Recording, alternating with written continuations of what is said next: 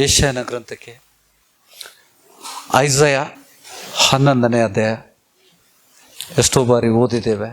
ಯೆಶಾಯನ ಗ್ರಂಥ 11ನೇ ಅಧ್ಯಾಯ 1ನೇ ವಚನದಿಂದ. ಸಿದ್ಧರಾಗಿದ್ದೀರಾ? ಅತಿ ಶ್ರೇಷ್ಠವಾದದ್ದು ಸ್ವಾಮಿ ಎಸ್ ಸ್ವಾಮಿ ನಮ್ಮೆಲ್ಲರಿಗೂ ಸಹಾಯ ಮಾಡುವಂತೆ ನಾವು ಬೇಡ್ಕೊಳ್ತಾ ಇದ್ದೇನೆ. ಮಕ್ಕಳಿಗೂ ಕೂಡ. ಮಕ್ಕಳು ಯೆಶಾಯನ ಗ್ರಂಥ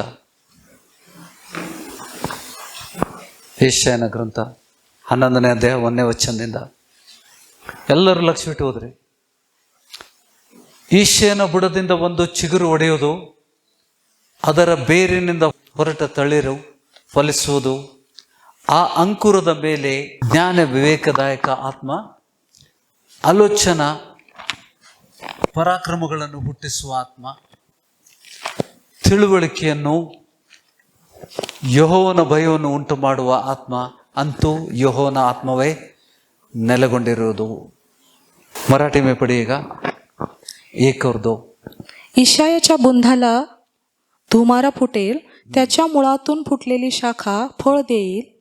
परमेश्वराचा आत्मा, सुज्ञानाचा व समंजसपणाचा आत्मा, सुसंकल्पाचा व सामर्थ्याचा आत्मा, परमेश्वराच्या ज्ञानाचा व भयाचा आत्मा त्याच्यावर राहील. आमेन. आमेन. 7 तरह की आत्मा की बात कह रहे वहां पे. 7 ಆತ್ಮಗಳನ್ನ ಕ್ರಿಸ್ತನಲ್ಲಿ. ಯೆಶಾಯ ಅಂತಂದ್ರೆ ದಾವಿದನ ತಂದೆ. ಈಶೆಯನ ಬುಡದಿಂದ ಒಂದು ಚಿಗುರು ಒಡೆಯುವುದು. ಆ ಚಿಗುರೇನು? ದಾವಿದ. ಅದರ ಬೇರಿನಿಂದ ಹೊರಟ ತಳಿರು ಫಲಿಸುವುದು. ದಾವಿದನ ಪುತ್ರನಾಗಿ ಯೇಸು ಬಂದ, ಅಂದರೆ ಆತನ ಸಂತತಿಯಲ್ಲಿ ಹುಟ್ಟಿದಂಥ ಯೇಸುವಿನ ವಿಷಯದಲ್ಲಿ ಇದು ಪ್ರವಾದನೆ. ಯೇಸು ಸ್ವಾಮಿ ಈ ಲೋಕಕ್ಕೆ ಮಗುವಾಗಿ ಕನ್ನಿಕೆ ಗರ್ಭದಲ್ಲಿ ಹುಟ್ಟುಕ್ಕಿಂತ ಮುಂಚೆ ಯೆಶಾಯನ ಮೂಲಕ ಪವಿತ್ರಾತ್ಮನು ಮುಂಚಿತವಾಗಿ ನೋಡಿದ. ಆ ಅಂಕುರ ಅಂದರೆ ಯೇಸು ಸ್ವಾಮಿ. ಆ ಅಂಕುರದ ಮೇಲೆ ಜ್ಞಾನದ ಆತ್ಮ, ವಿವೇಕದ ಆತ್ಮ, ಆಲೋಚನೆ ಆತ್ಮ, ಪರಾಕ್ರಮದ ಆತ್ಮ, ಪರಾಕ್ರಮವನ್ನು ಹುಟ್ಟಿಸುವ ಆತ್ಮ, ತಿಳುವಳಿಕೆ ಆತ್ಮ, ಯೆಹೋವನ ಭಯವನ್ನು ಉಂಟು ಮಾಡುವ ಆತ್ಮ, ಅಂತೂ ಯೆಹೋವನ ಆತ್ಮವೇ ನೆಲೆಗೊಂಡಿರುವುದು. 3ನೇ ವಚನ. ಯೆಹೋವನ ಭಯವು ಯೇಸುವಿಗೆ ಪರಿಮಳಿಸುವುದು. ಆ 7 ಸಾಮರ್ಥ್ಯದ ಆತ್ಮಗಳಲ್ಲಿ ಯೇಸು ಸ್ವಾಮಿ ಹೆಚ್ಚು ಆನಂದಿಸುವುದು ಯಾವುದರಲ್ಲಿ? ಯೆಹೋವನ ಭಯವು ಅವನಿಗೆ ಪರಿಮಳಿಸುವುದು. ಅವನು ಕಣ್ಣಿಗೆ ಕಂಡಂತೆ ತೀರ್ಪು ಮಾಡುವುದಿಲ್ಲ, ಕಿವಿಗೆ ಬಿದ್ದಂತೆ ನಿರ್ಣಯಿಸುವುದಿಲ್ಲ. ಯಾರು ಹೋಗಿ ಅವ್ರಿಗೆ ಹೇಳಿದರೆ ಅವನು ತೀರ್ಪು ಮಾಡೋದಿಲ್ಲ. ದೇವ್ರ ಮಕ್ಕಳು ಗ್ರಹಿಸ್ಕೋಬೇಕು. ಯೇಸು ಸ್ವಾಮಿಗೆ ಹೋಗಿ ಚಾಡಿ ಹೇಳಿದ್ದಕ್ಕೆ ತೀರ್ಪು ಮಾಡಲಿಲ್ಲ ಯೇಸು ಸ್ವಾಮಿ. ಬಡವರಿಗೋಸ್ಕರ ನ್ಯಾಯವಾಗಿ ತೀರ್ಪು ಮಾಡೋನು, ಲೋಕದ ದೀನರಿಗೋಸ್ಕರ ಧರ್ಮವಾಗಿ ನಿರ್ಣಯಿಸುವನು, ಲೋಕವನ್ನು ತನ್ನ ಬಾಯ ದಂಡದಿಂದ ದಂಡಿಸುವನು. ದೇವ್ರ ವಾಕ್ಯ. ಬಾಯಿ ದಂಡ ಅಂದ್ರೇನು? ಬಾಯಿ ಉಸಿರು. ದುಷ್ಟರನ್ನು ತನ್ನ ಬಾಯಿ ಉಸಿರಿಂದ ಕೊಲ್ಲುವನು. ಅಧರ್ಮ ಸ್ವರೂಪನನ್ನ ತನ್ನ ಬಾಯಿ ಉಸಿರಿಂದ ಕೊಲ್ತಾನೆ. ಅಧರ್ಮ ಸ್ವರೂಪನನ್ನು ತನ್ನ ಬಾಯಿ ಉಸಿರಿಂದ ಕೊಲ್ತಾನೆ. ಧರ್ಮವೇ ಅವನಿಗೆ ನಡಕೊಟ್ಟು, ಪ್ರಾಮಾಣಿಕತೆ ಸೊಂಟಪಟ್ಟಿ. ತೋಳವು ಕುರಿಯ ಸಂಗಡ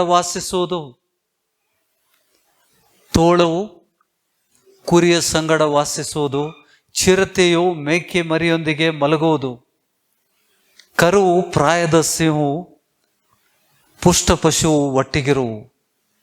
ಆಕಳ ಕರು ಮತ್ತು ಪ್ರಾಯದ ಸಿಂಹ ಪುಷ್ಟ ಪಶುವು ಒಟ್ಟಿಗಿರುವುದು. ಇವುಗಳನ್ನು ಚಿಕ್ಕ ಮಗು ನಡೆಸುವುದು. ಚಿರತೆ, ತೋಳ, ಕುರಿ, ಕರು, ಪ್ರಾಯದ ಸಿಂಹ, ಇದನ್ನೆಲ್ಲ ಯಾರು ನಡೆಸ್ತಾರೆ? ಒಂದು ಚಿಕ್ಕ ಮಗು ನಡೆಸುವುದು. ಹಸುವು ಕರಡಿಯು ಸಂಗಡ ಮೇಯುವುದು. ಹಸುವು ಹುಲ್ಲು ಮೇಯ್ತದ ಗೊತ್ತಾ? ಕರಡಿ ಏನು ಮೇಯ್ತದ? ಕರಡಿ ಕೂಡ ಹಸುವಿನ ಜೊತೆಗೆ ಮೇಯ್ತದ ಹುಲ್ಲು. ಅವುಗಳ ಮರಿಗಳು ಜೊತೆಯಾಗಿ ಮಲಗುವು. ಸಿಂಹವು ಎತ್ತಿನಂತೆ ಹುಲ್ಲು ತಿನ್ನುವುದು. ಸಿಂಹ ಏನ್ ತಿಂತದ? ಎತ್ತಿನಂತೆ ಹುಲ್ಲು ತಿನ್ನುವುದು. ಮೊಲೆಗೂಸು ನಾಗರ ಹುತ್ತದ ಮೇಲೆ ಆಡುವುದು. ಮೊಲೆ ಬಿಟ್ಟ ಮಗು ಹಾವಿನ ಬಿಲದ ಮೇಲೆ ಕೈ ಹಾಕುವುದು. ಆಮೇನ್. ನನ್ನ ಪರಿಶುದ್ಧ ಪರ್ವತದಲ್ಲೆಲ್ಲ ಯಾರೂ ಕೇಡು ಮಾಡುವುದಿಲ್ಲ, ಯಾರೂ ಹಾಳು ಮಾಡುವುದಿಲ್ಲ. ಸಮುದ್ರದಲ್ಲಿ ನೀರು ಹೇಗೋ ಹಾಗೆಯೇ ಭೂಮಿಯಲ್ಲಿ ಯೆಹೋವನ ಜ್ಞಾನವು ತುಂಬಿಕೊಂಡಿರುವುದು. ಆ ದಿನದಲ್ಲಿ ಜನಾಂಗಗಳು ತಮಗೆ ಧ್ವಜಪ್ರಾಯನಾಗಿ ನಿಂತಿರುವ ಈಶೆಯನ ಅಂಕುರದವನನ್ನು ಆಶ್ರಯಿಸುವರು. ಅವನ ವಿಶ್ರಮ ಸ್ಥಾನವು ವೈಭವವುಳ್ಳದಾಗಿರುವುದು. ಆಮೇನ್. ಯಾವಾಗ ಇದಾಗೋದು? ಎಷ್ಟು ಜನ ಓದಿದ್ರಿ ಮೊದಲಿದು?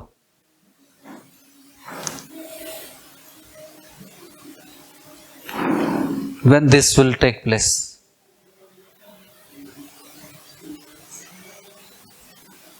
ಇದೆಲ್ಲ ನೋಡ್ತೇವೆ ನಾವು, ಇದೆಲ್ಲ ನೋಡಿದೇವಾ? ಇದೆಲ್ಲ ನೋಡಿದ್ದೇವಾ? ये सब देखा हमने? सिस्टर 6वां वचन से पढ़िएगा. लांडगा कोकराजवळ राहील, चित्ता करडाजवळ बसेल, वासरू, तरुण सिंह व पुष्ट बैल एकत्र राहतील, त्यास लहान मूल वळील. गाय व अस्वल एकत्र चरतील, त्यांचे बच्चे एकत्र बसतील. सिंह बैलाप्रमाणे कडबा खाईल. काय खाईल सिंह? कडबा ಅಂದ್ರೆ ग्रास. ಹುಲ್ಲು ಮೇಯ್ತೇವೆ. ಓಕೆ. तान्हे बाळ नागाच्या बिळाजवळ खेळेल, थानतुटे मूल पुरुषाच्या बुबुळाला हात लावेल. माझ्या सगळ्या पवित्र डोंगरावर ती उपद्रव देणार नाहीत व नासधूस करणार नाहीत, कारण सागर जसा जलपूर्ण आहे तशी परमेश्वराच्या ज्ञानाने पृथ्वी परिपूर्ण होईल. त्या समयी असे होईल की राष्ट्राकरिता ध्वजवत उभारलेल्या इशायाच्या धुमाऱ्याला राष्ट्रे शरण येतील, त्याचे निवासस्थान गौरवयुक्त होईल. आमेन. आमेन. याವಾಗ ಆಗ್ತದೆ? कभी होगा? कधी होणार? आम्ही बघणार. ಮಾತಾಡ್ರಿ, ಮಾತಾಡೋ ಟೈಮಲ್ಲಿ ಮಾತಾಡ್ರಿ, ಹೇಳ್ರಿ, ಕೈ ಎತ್ತಿ ಹೇಳ್ರಿ. ಯಾರ್ಯಾರು ಹೇಳ್ತೀರಿ? ಯಾವಾಗ ಇದನ್ನ ನೋಡ್ತೇವೆ? ನಾವು ನೋಡ್ತೇವಾ? Are you going to see this? ಕ್ರಿಸ್ತನ ಆಳ್ವಿಕೆ, 1000 ವರ್ಷ ಆಳ್ವಿಕೆಯಲ್ಲಿ ಇದನ್ನು ನೋಡ್ತೇವೆ. ಗ್ರಹಿಸ್ತಾ ಇದ್ದೀರಾ? ಇದನ್ನು ಒಮ್ಮೆ ಕಳ್ಕೊಂಡಿದ್ದೇವೆ ನಾವು, ಇದನ್ನು ಒಮ್ಮೆ ಕಳ್ಕೊಂಡಿದ್ದೇವೆ. ಆದಾಮನ ಮೂಲಕ ಆದಾಮನಿಗೆ ದೇವರು ಈ ಅಧಿಕಾರ ಕೊಟ್ಟಿದ್ದ. ಆದಾಮನಿಗೆ ಸೃಷ್ಟಿ ಮಾಡಿದಾಗ 26ನೇ ವಚನದಿಂದ, ಮೊದಲನೇ ಅಧ್ಯಾಯ 26ನೇ ವಚನ, ಆದಿಕಾಂಡ. उत्पत्ति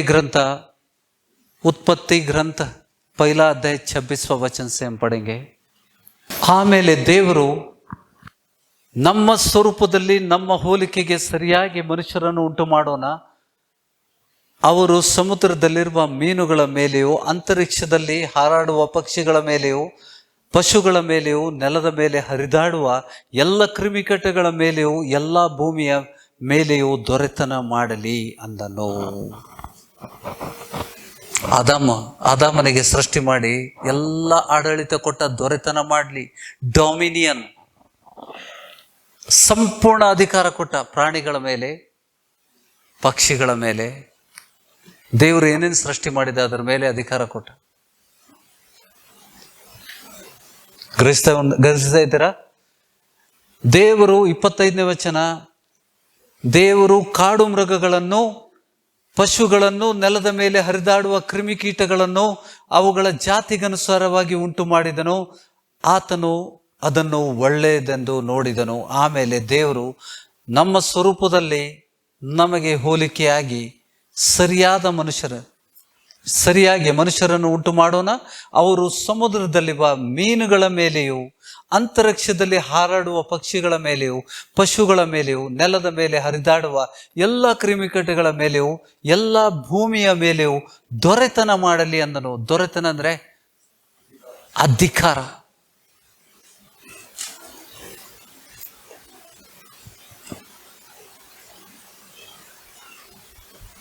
ಹೀಗೆ ದೇವರು ಮನುಷ್ಯನನ್ನು ತನ್ನ ಸ್ವರೂಪದಲ್ಲಿ ಉಂಟು ಮಾಡಿದನು. ದೇವ ಸ್ವರೂಪದಲ್ಲಿ ಅವನನ್ನು ಉಂಟು ಮಾಡಿದನು. ಅವರನ್ನು ಗಂಡು ಹೆಣ್ಣಾಗಿ ನಿರ್ಮಿಸಿದನು. ಇದಲ್ಲದೆ ದೇವರು ಅವರನ್ನು ಆಶೀರ್ವದಿಸಿ, ನೀವು ಬಹುಸಂತಾನವುಳ್ಳವರಾಗಿ ಹೆಚ್ಚಿರಿ, ಭೂಮಿಯನ್ನು ತುಂಬಿಕೊಂಡು ಅದನ್ನು ವಶ ಮಾಡಿಕೊಳ್ಳಿರಿ. ಭೂಮಿಯನ್ನು ತುಂಬಿಕೊಂಡು ಅದನ್ನು ವಶ ಮಾಡಿಕೊಳ್ಳಿರಿ. ಸಮುದ್ರದ ಮೀನುಗಳ ಮೇಲೆಯೂ, ಆಕಾಶದ ಪಕ್ಷಿಗಳ ಮೇಲೆಯೂ, ಭೂಮಿಯಲ್ಲಿ ಚಲಿಸುವ ಎಲ್ಲ ಜೀವಿಗಳ ಮೇಲೆಯೂ ದೊರೆತನ ಮಾಡಿರಿ ಅಂದನು. ಮತ್ತೊಮ್ಮೆ ಹೇಳಿದ. ಮತ್ತು ದೇವರು 29ನೇ ವಚನ, ಇಗೋ, ಸಮಸ್ತ ಭೂಮಿಯ ಮೇಲೆ ಬೀಜವುಳ್ಳ ಎಲ್ಲಾ ಪೈರುಗಳನ್ನು, ಬೀಜವುಳ್ಳ ಎಲ್ಲಾ ಹಣ್ಣಿನ ಮರಗಳನ್ನು ನಿಮಗೆ ಆಹಾರಕ್ಕಾಗಿ ಕೊಟ್ಟಿದ್ದೇನೆ. ಇದಲ್ಲದೆ ಭೂಮಿಯ ಮೇಲೆ ತಿರುಗಾಡುವ ಮೃಗಗಳು, ಆಕಾಶದಲ್ಲಿ ಹಾರಾಡುವ ಪಕ್ಷಿಗಳು, ನೆಲದಲ್ಲಿ ಹರಿದಾಡುವ ಕ್ರಿಮಿಕೀಟಗಳು ಎಂಬ ಜೀವಿಗಳಿಗೆ ಎಲ್ಲ ಹುಲ್ಲು ಸೊಪ್ಪುಗಳನ್ನು ಆಹಾರವಾಗಿ ಕೊಟ್ಟಿದ್ದೇನೆ ಎಂದು ಹೇಳಿದನು. ಅದು ಹಾಗೇ ಆಯಿತು. ದೇವರು ತಾನು ಉಂಟು ಮಾಡಿದ್ದನ್ನೆಲ್ಲ ನೋಡಲಾಗಿ ಅದು ಬಹು ಒಳ್ಳೆಯದಾಗಿತ್ತು. ಸಾಯಂಕಾಲವು ಪ್ರಾತಃ ಕಾಲವು ಆಗಿ 6ನೇ ದಿನವಾಯಿತು. ಹೀಗೆ ಭೂಮಿ ಆಕಾಶಗಳ ಅವುಗಳಲ್ಲಿರುವ ಸಮಸ್ತವು ನಿರ್ಮಿತವಾದವು. ದೇವರು ತನ್ನ ಸೃಷ್ಟಿ ಕಾರ್ಯವನ್ನು ಮುಗಿಸಿಬಿಟ್ಟು 7ನೇ ದಿನದಲ್ಲಿ ವಿಶ್ರಮಿಸಿಕೊಂಡನು. ದೇವರು ತನ್ನ ಸೃಷ್ಟಿ ಕಾರ್ಯವನ್ನು ಮುಗಿಸಿ ಆ 7ನೇ ದಿನದಲ್ಲಿ ವಿಶ್ರಮಿಸಿಕೊಂಡಿದ್ದರಿಂದ ಆ ದಿನವನ್ನು ಪರಿಶುದ್ಧ ದಿನವಾಗಲಿ ಎಂದು ಆಶೀರ್ವದಿಸಿದನು. ಇದೇ ಭೂಮಿ ಆಕಾಶಗಳ ಚರಿತ್ರೆ. ಹೌದಾ? ಇದೆಯಾ?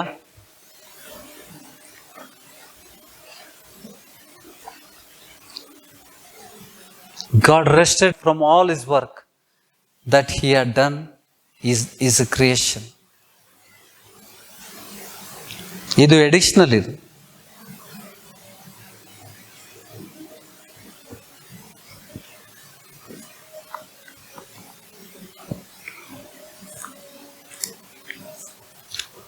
ದೇವರು ಅಧಿಕಾರ ಕೊಟ್ಟಿದ್ನ? ಇವತ್ತಿಗೆ ಅಧಿಕಾರ ಉಟ್ಕೊಂಡಿದ್ದಾನೆ ಮನುಷ್ಯ. ಸಿಂಹದ ಮೇಲೆ ದೇವರು ದೊರೆತನ ಮಾಡ್ತೀರಾ? ಹುಲಿ, ಸಿಂಹ, ಕರಡಿ ದೊರೆತನ ಮಾಡ್ತೀರಾ? ಗ್ರಹಿಸ್ತಾ ಇದ್ದೀರಾ?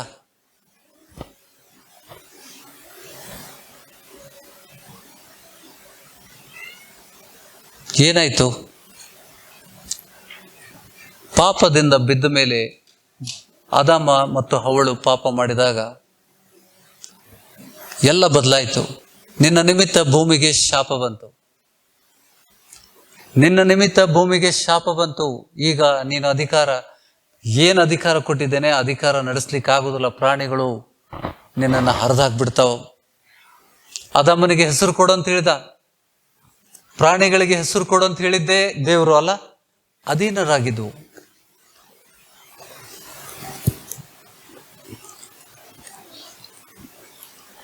ಹದಿನೈದನೇ ವಚನದಲ್ಲಿ ಯೆಹೋವ ದೇವರು ಮನುಷ್ಯನನ್ನು ಕರ್ಕೊಂಡು ಹೋಗಿ ಏದೇನ್ ತೋಟವನ್ನು ವ್ಯವಸಾಯ ಮಾಡುವುದಕ್ಕೂ ಕಾಯುವುದಕ್ಕೂ ಅದರಲ್ಲಿ ಇಟ್ಟು, ಇದಲ್ಲದೆ ಯೆಹೋವ ದೇವರು ಆ ಮನುಷ್ಯನಿಗೆ, ನೀನು ತೋಟದಲ್ಲಿರುವ ಎಲ್ಲಾ ಮರಗಳ ಹಣ್ಣುಗಳನ್ನು ಯಥೇಚ್ಛವಾಗಿ ತಿನ್ನಬಹುದು,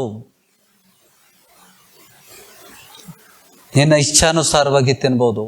ಒಳ್ಳೆಯದರ ಕೆಟ್ಟದರ ಅರಿವನ್ನು ಹುಟ್ಟಿಸುವ ಮರದ ಹಣ್ಣನ್ನು ಮಾತ್ರ ತಿನ್ನಬಾರದು, ತಿಂದ ದಿನವೇ ಸತ್ತು ಹೋಗುವೆಂದು ವಿಧಿಸಿದನು. ಮತ್ತು ಯೆಹೋವ ದೇವರು ಮನುಷ್ಯನು ಒಬ್ಬಂಟಿನಾಗಿ ಇರುವುದು ಒಳ್ಳೆಯದಲ್ಲ, ಅವನಿಗೆ ಸರಿ ಬೀಳುವ ಸಹಕಾರಿಯನ್ನ ಉಂಟು ಮಾಡುವೆನು ಅಂದನು. ಆಗ ಆತನು ಎಲ್ಲ ಭೂಜಂತುಗಳನ್ನು, ಆಕಾಶದ ಪಕ್ಷಿಗಳನ್ನು ಮಣ್ಣಿನಿಂದ ನಿರ್ಮಿಸಿ ಇವುಗಳಿಗೆ ಆ ಮನುಷ್ಯನು ಏನೇನೋ ಹೆಸರಿಡುವನೋ ನೋಡೋಣ ಎಂದು ಅವನ ಬಳಿಗೆ ಬರಮಾಡಿದನು. ಯೆಹೋವನು ಆದಾಮನ ಬಳಿಗೆ ಎಲ್ಲ ಪ್ರಾಣಿಗಳನ್ನು ಬರಮಾಡ್ತಾನೆ. ಗ್ರಹಿಸ್ತಾ ಇದ್ದೀರಾ? ಮನುಷ್ಯನು ಒಂದೊಂದು ಪ್ರಾಣಿಗೆ ಯಾವ ಯಾವ ಹೆಸರಿಟ್ಟನೋ ಅದೇ ಹೆಸರಾಯಿತು. ಹೀಗೆ ಆ ಮನುಷ್ಯನು ಎಲ್ಲಾ ಪಶುಗಳಿಗೂ, ಆಕಾಶದ ಪಕ್ಷಿಗಳಿಗೂ, ಕಾಡು ಮೃಗಗಳಿಗೂ ಹೆಸರಿಟ್ಟನು. ಆದರೆ ಆ ಮನುಷ್ಯನಿಗೆ ಸರಿ ಬೀಳುವ ಸಹಕಾರಿ ಕಾಣಿಸಲಿಲ್ಲ. ಹೀಗಿರುವಲ್ಲಿ ಯೆಹೋವ ದೇವರು ಆ ಮನುಷ್ಯನಿಗೆ ಗಾಢ ನಿದ್ರೆ ಬರಮಾಡಿ ಅವನ ಪಕ್ಕೆ ಎಲುಬುಗಳಿಂದ ಒಂದನ್ನು ತೆಗೆದುಕೊಂಡು ಅದರ ಸ್ಥಳದಲ್ಲಿ ಮಾಂಸದಿಂದ ಮುಚ್ಚಿ ತಾನು ಮನುಷ್ಯನಿಂದ ತೆಗೆದಿದ್ದ ಎಲುಬನ್ನು ಸ್ತ್ರೀಯಾಗಿ ಮಾಡಿ ಆಕೆಯನ್ನು ಅವನ ಬಳಿಗೆ ಕರ್ತಂದನು. ಅವನು ಆಕೆಯನ್ನು ನೋಡಿ, ಈಗ ಸರಿ, ಈಕೆಯು ನನ್ನ ಎಲುಬುಗಳಿಂದ ಬಂದ ಎಲುಬು, ನನ್ನ ಮಾಂಸದಿಂದ ಬಂದ ಮಾಂಸವಾಗಿದ್ದಾಳೆ. ಈಕೆಯು ನರನಿಂದ ಉತ್ಪತ್ತಿಯಾದ ಕಾರಣ ನಾರಿ ಎನಿಸಿಕೊಳ್ಳೋಳು ಅಂದನು. ಈ ಕಾರಣದಿಂದ ಪುರುಷನು ತಂದೆ ತಾಯಿಗಳನ್ನ ಬಿಟ್ಟು ತನ್ನ ಹೆಂಡತಿಯನ್ನ ಸೇರಿಕೊಳ್ಳೋನು, ಅವರಿಬ್ಬರು ಒಂದೇ ಶರೀರವಾಗಿರುವರು. ಆ ಸ್ತ್ರೀ ಪುರುಷರಿಬ್ಬರು ಬೆತ್ತಲೆಯಾಗಿದ್ದರೂ ನಾಚಿಕೊಳ್ಳಿಲ್ಲ. ಆಮೇನ್. 3ನೇ ಅಧ್ಯಾಯದಲ್ಲಿ ಪಾಪ. ದೇವರು ಯಾವ ಹಣ್ಣಿನ ಜ್ಞಾನದ ಒಳ್ಳೆದರ ಕೆಟ್ಟದರ ಅರಿವನ್ನು ಹುಟ್ಟಿಸುವ ಮರದ ಹಣ್ಣನ್ನು ಮಾತ್ರ ತಿನ್ನಬಾರದು, ತಿಂದರೆ ನೀನು ಸತ್ತೇ ಹೋಗುವೆ ಎಂದು ವಿಧಿಸಿದ್ದ. ಆ ದೇವರ ವಿಧಿಯನ್ನ ಆತನ ಹೆಂಡತಿ ಮಾತನ್ನು ಕೇಳಿ ಇದೆಲ್ಲ ನಾವು ಓದಿದ್ದೇವೆ, ಹೌದಾ? ಏನಾಯ್ತು? ಎಲ್ಲ ಪ್ರಾಣಿಗಳಿಗೆ, ಕಾಡು ಪ್ರಾಣಿಗಳಿಗೆ ಹೆಸರಿಟ್ಟ ಆದಾಮನು ಆ ಅಧಿಕಾರವನ್ನು ಕಳ್ಕೊಂಡ, ದೊರೆತನ ಮಾಡುವಂತ ಅಧಿಕಾರವನ್ನು ಕಳ್ಕೊಂಡ. ಗ್ರಹಿಸ್ತಾ ಇದ್ದೀರಾ?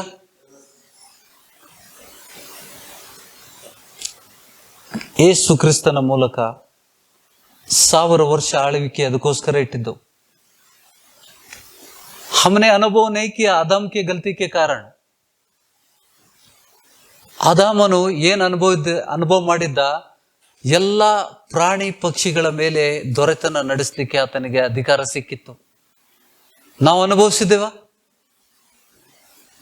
ಹೆಸರಿಟ್ಟಂತ ಆದಾಮ, ಪ್ರಾಣಿಗಳಿಗೆ ಹೆಸರಿಟ್ಟಂತ ಆದಾಮ ಈಗ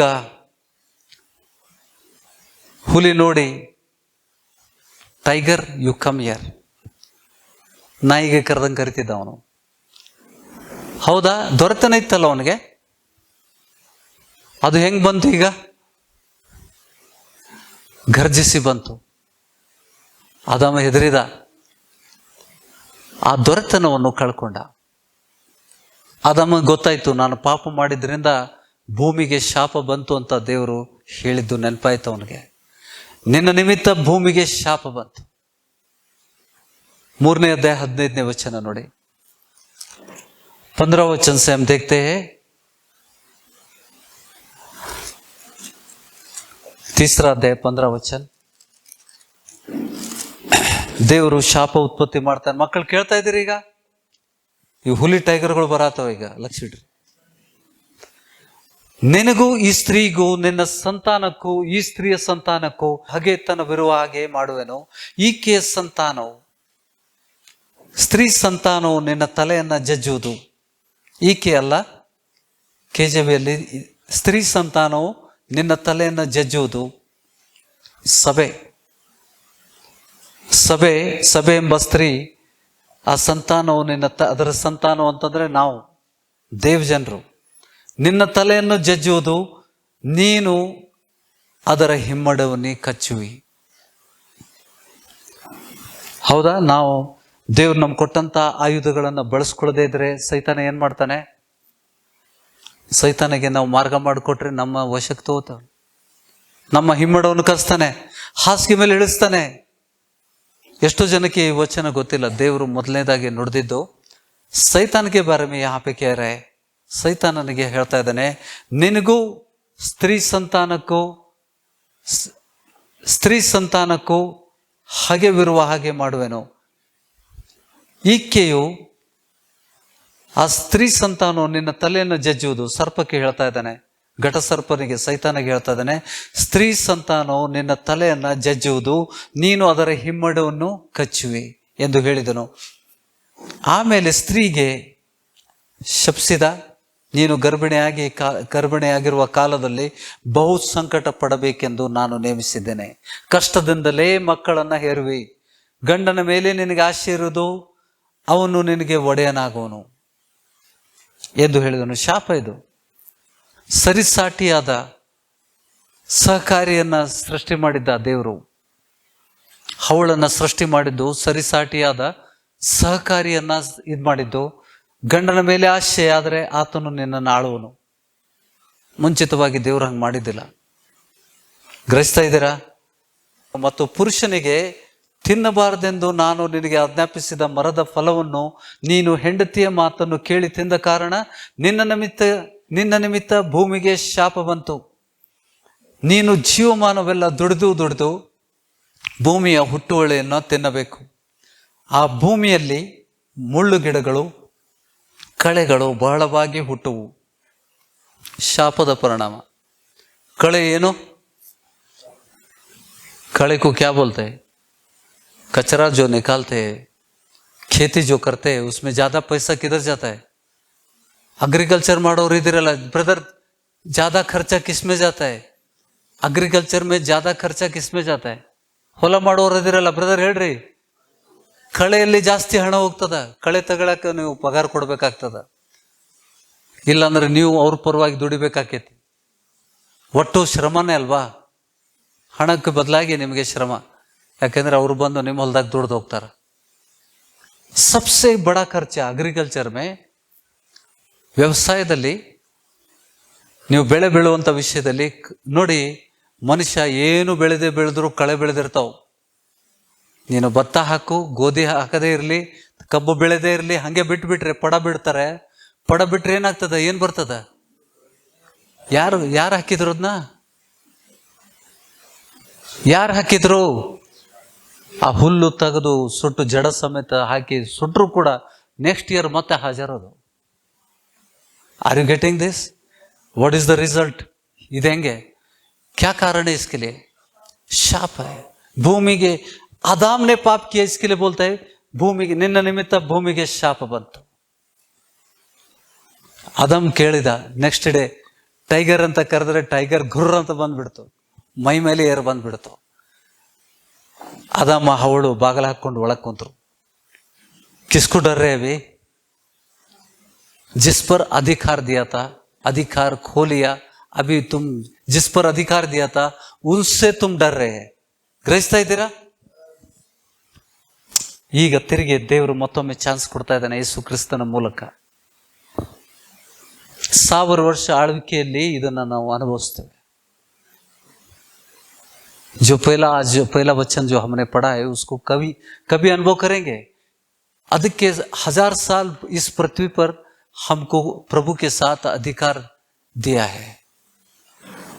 ಅದನ್ನ ಕಳ್ಕೊಂಡ್ರೆ ಹೋಯ್ತು. ಗ್ರಹಿಸ್ತಾ ಇದ್ದೀರಾ? ಆ 1000 ವರ್ಷ ಕ್ರಿಸ್ತನೊಂದಿಗೆ ಆಳುವವರು ಯಾರು? ಪ್ರಕಟಣೆ ಗ್ರಂಥ 20ನೇ ಅಧ್ಯಾಯ 1ನೇ ವಚನದಿಂದ ನಾವೆಲ್ಲರೂ ಸಭೆ ಪಡೆಂಗೆ, अपनी अपनी भाषा में पढ़ेंगे.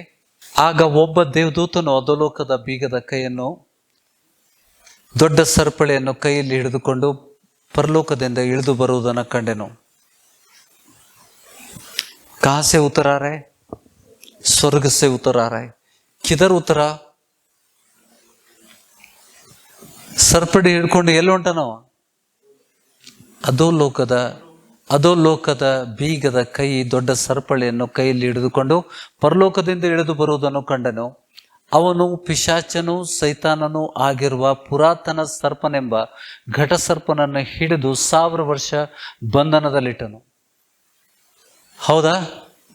1000 ವರ್ಷ ಸೈತಾನ ಬಂಧನದಲ್ಲಿದ್ದಾಗ ಆ 1000 ವರ್ಷ ತೀರುವ ತನಕ ಸೈತಾನನು ಇನ್ನು ಜನಗಳನ್ನು ಮರಳುಗೊಳಿಸದ ಹಾಗೆ ದೇವದೂತನು ಅವನನ್ನು ಅಧೋಲೋಕದಲ್ಲಿ ದೊಬ್ಬಿ ಬಾಗಿಲು ಮುಚ್ಚು ಅದಕ್ಕೆ ಮುದ್ರೆ ಹಾಕಿದನು. ಆ 1000 ವರ್ಷಗಳಾದ ಮೇಲೆ ಅವನಿಗೆ, ಸೈತಾನನಿಗೆ ಸ್ವಲ್ಪ ಕಾಲ ಬಿಡುಗಡೆ ಆಗಬೇಕು. ದೇವರು ಇದನ್ನ ಯಾಕೆ ಬರೆಸಿದ್ದಾನೆ? ನಮಗೋಸ್ಕರ ಅಲ್ವಾ? ತರುವಾಯ ಸಿಂಹಾಸನಗಳನ್ನು ಕಂಡೆನು, ಅವುಗಳ ಮೇಲೆ ಜನರು ಕೂತಿದ್ದರು. ನ್ಯಾಯ ತೀರಿಸುವ ಅಧಿಕಾರ ಅವರಿಗೆ ಕೊಡಲ್ಪಟ್ಟಿತು. ಇದಲ್ಲದೆ ಯೇಸುವಿನ ವಿಷಯವಾದ ಸಾಕ್ಷಿಯು ನಿಮಿತ್ತವಾಗಿಯೂ ದೇವರ ವಾಕ್ಯದ ನಿಮಿತ್ತವಾಗಿ ತಲೆ ಹೊಯ್ಸಿಕೊಳ್ಳುವುದು. ಅವರ ಆತ್ಮಗಳನ್ನು ಮೃಗಕ್ಕೂ ಅದರ ವಿಗ್ರಹಕ್ಕೂ ನಮಸ್ಕರಿಸದೆ ತಮ್ಮ ಹಣೆಯ ಮೇಲೆ ಮತ್ತು ಕೈ ಮೇಲೆ ಗುರುತು ಹಾಕಿಸಿಕೊಳ್ಳದೆ ಇರುವವರನ್ನು ಕಂಡೆನು. ಅವರು ಜೀವಿತರಾಗಿ ಎದ್ದು 1000 ವರ್ಷ ಕ್ರಿಸ್ತನೊಂದಿಗೆ ಆಳಿದರು. ಕ್ರಿಸ್ತನೊಂದಿಗೆ ಆಳಿದವರು ಯಾರು? ಈ 1000 ವರ್ಷದಲ್ಲಿ ನಾವು ಆದಾಮ ಏನು ಅನುಭವ ಮಾಡಿದ್ದ ಅದನ್ನು ಅನುಭವಿಸ್ತೇವೆ ಬಿಫೋರ್ ಹಿಸ್ ಫಾಲ್. ಹೌದಾ? ನಾವು ಪ್ರತಿಯೊಂದು ಪ್ರಾಣಿಗಳ ಮೇಲೆ ಅಧಿಕಾರವನ್ನು ಹೊಂದಿರ್ತೇವೆ. ಎಷ್ಟು ಜನಕ್ಕೆ ಅರ್ಥ ಆಯ್ತು? ಕಿತ್ನೆ ಲೋಗों को मालूम पड़ा?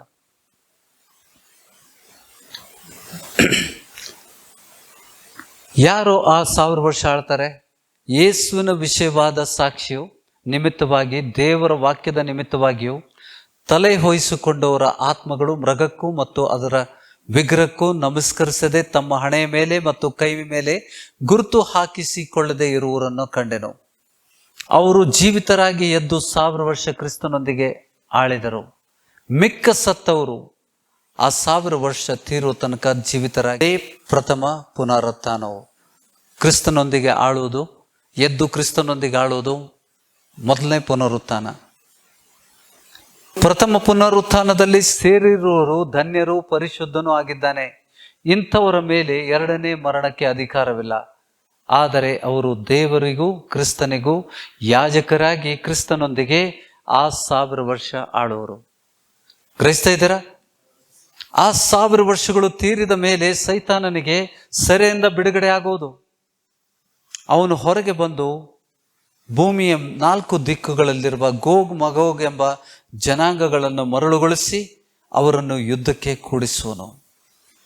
ಈ 1000 ವರ್ಷ ಕ್ರಿಸ್ತನ ಆಳ್ವಿಕೆ ಸಮಯದಲ್ಲಿ ನೋಡಿ, ಸೈತಾನ ಇಲ್ಲ. ಪ್ರಾಣಿಗಳ ಸ್ವಭಾವ ಕೆಟ್ಟಿದ್ದ ಕಾರಣ ಯಾರು? ಭೂಮಿ ಶಾಪಗ್ರಸ್ತ ಆದ್ಮೇಲೆ ಸೈತಾನ ಅಸ್ತಿತ್ವಕ್ಕೆ ಬಂದ. ನೋಡಿ, ಕಳೆಗಳು ಬೆಳೀತಾ ಇದ್ದಾವೆ. ವೀಡ್ಸ್ ಅಂತೇವೆ ನಾವು ಇಂಗ್ಲಿಷಲ್ಲಿ. ಭೂಮಿ ಮೇಲೆ ನಾವು ಬೀಜ ಬಿದ್ದೇ ಇದ್ರೂ ಕೂಡ ಕಳೆಗಳು ಬಂದಿರ್ತವೆ. ಅವೆಲ್ಲ ವಿಷಯಗಳು 1000 ವರ್ಷದಲ್ಲಿ ನಾವು ಆದಾಮನ ಪರಿಸ್ಥಿತಿ ಹೇಗಿತ್ತು, ಮೊದಲು ಪಾಪ ಮಾಡೋಕ್ಕಿಂತ ಮುಂಚೆ ಆದಾಮ ಏನು ಮಾಡಿದ್ದ, ಯಾವ ರೀತಿ ಆತನು ಅಧಿಕಾರ ಹೊಂದಿದ್ದ, ಆ ಅನುಭವಗಳನ್ನು ದೇವರು ನಮಗೋಸ್ಕರ ಇಟ್ಟಿದ್ದಾನೆ. ಆಮೇಲೆ ಕ್ರಿಸ್ತನೊಂದಿಗೆ ಭೂಲೋಕವನ್ನು ಆಳುತ್ತೇವೆ. ಹೌದಾ? ಇಲ್ಲಿರುವಂಥ ಎಲ್ಲ ಪ್ರತಿಯೊಂದು ರಾಜ್ಯಗಳು ಎಲ್ಲವೂ ಅದರದ ಆಳ್ವಿಕೆ ಮುಕ್ತಾಯ. ದೇವರು ಅದರ ಅಧಿಕಾರವನ್ನು ತಕ್ಕೊತಾನೆ. ನಾವು ಓದಿದ್ದೇವೆ ಕಳೆದ 2 ಸೆಷನಲ್ಲಿ ದಾನಿಯೇಲನ ಗ್ರಂಥ 2ನೇ ಅಧ್ಯಾಯ, ದಾನಿಯೇಲನ ಗ್ರಂಥ 7ನೇ ಅಧ್ಯಾಯ ಓದಿದ್ದೇವಾ, ಕೇಳಿದ್ದೇವಾ? ಅದಕ್ಕೆ ಸಂಬಂಧಪಟ್ಟಿದ್ದು ದೇವರ ರಾಜ್ಯದ ಸಿದ್ಧತೆಗಳನ್ನು ನಾವು ಮಾಡ್ಕೋಬೇಕು. ಇಲ್ಲಿ ನಾವು ತಪ್ಪಿದ್ರೆ, ಹೌದಾ, ನಾವು ತಪ್ಪಿ ಮತ್ತೆ ಹಿಂಜರಿದು ಹೋದರೆ ಅದನ್ನು ಕಳ್ಕೊತೇವೆ. ಆದಾಮ ಏನು ಕಳ್ಕೊಂಡಿದ್ದ ಅದನ್ನು ಪಡ್ಕೊಳ್ಳಿಕ್ಕೆ ದೇವರೊಂದು ಮಾರ್ಗ ಕೊಟ್ಟಿದ್ದಾನೆ. ಆ ಅನುಭವಗಳು ನಾವು ಹೊಂದಲಿಕ್ಕಿದ್ದೇವೆ. ಒಂದು ವಚನ ನಿಮ್ಗೆ ಕೊಡ್ತೇನೆ. ರೋಮಾಪುರದ ಪತ್ರಿಕೆ 8ನೇ ಅಧ್ಯಾಯ 18ನೇ ವಚನದಿಂದ ನಾವು ಓದುವ. 18 ವಚನ ಸೈ.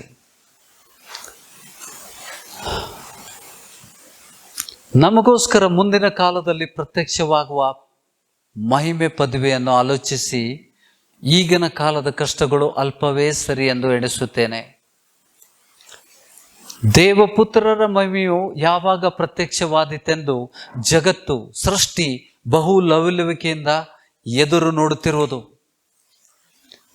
ಜಗತ್ತು ವ್ಯರ್ಥಕ್ಕೆ ಒಳಗಾಯಿತು. ಹೀಗೆ ಒಳಗಾದದ್ದು ಸ್ವೇಚ್ಛೆಯಿಂದಲ್ಲ, ಅದನ್ನು ಒಳಪಡಿಸಿದವನ ಸಂಕಲ್ಪದಿಂದಲೇ.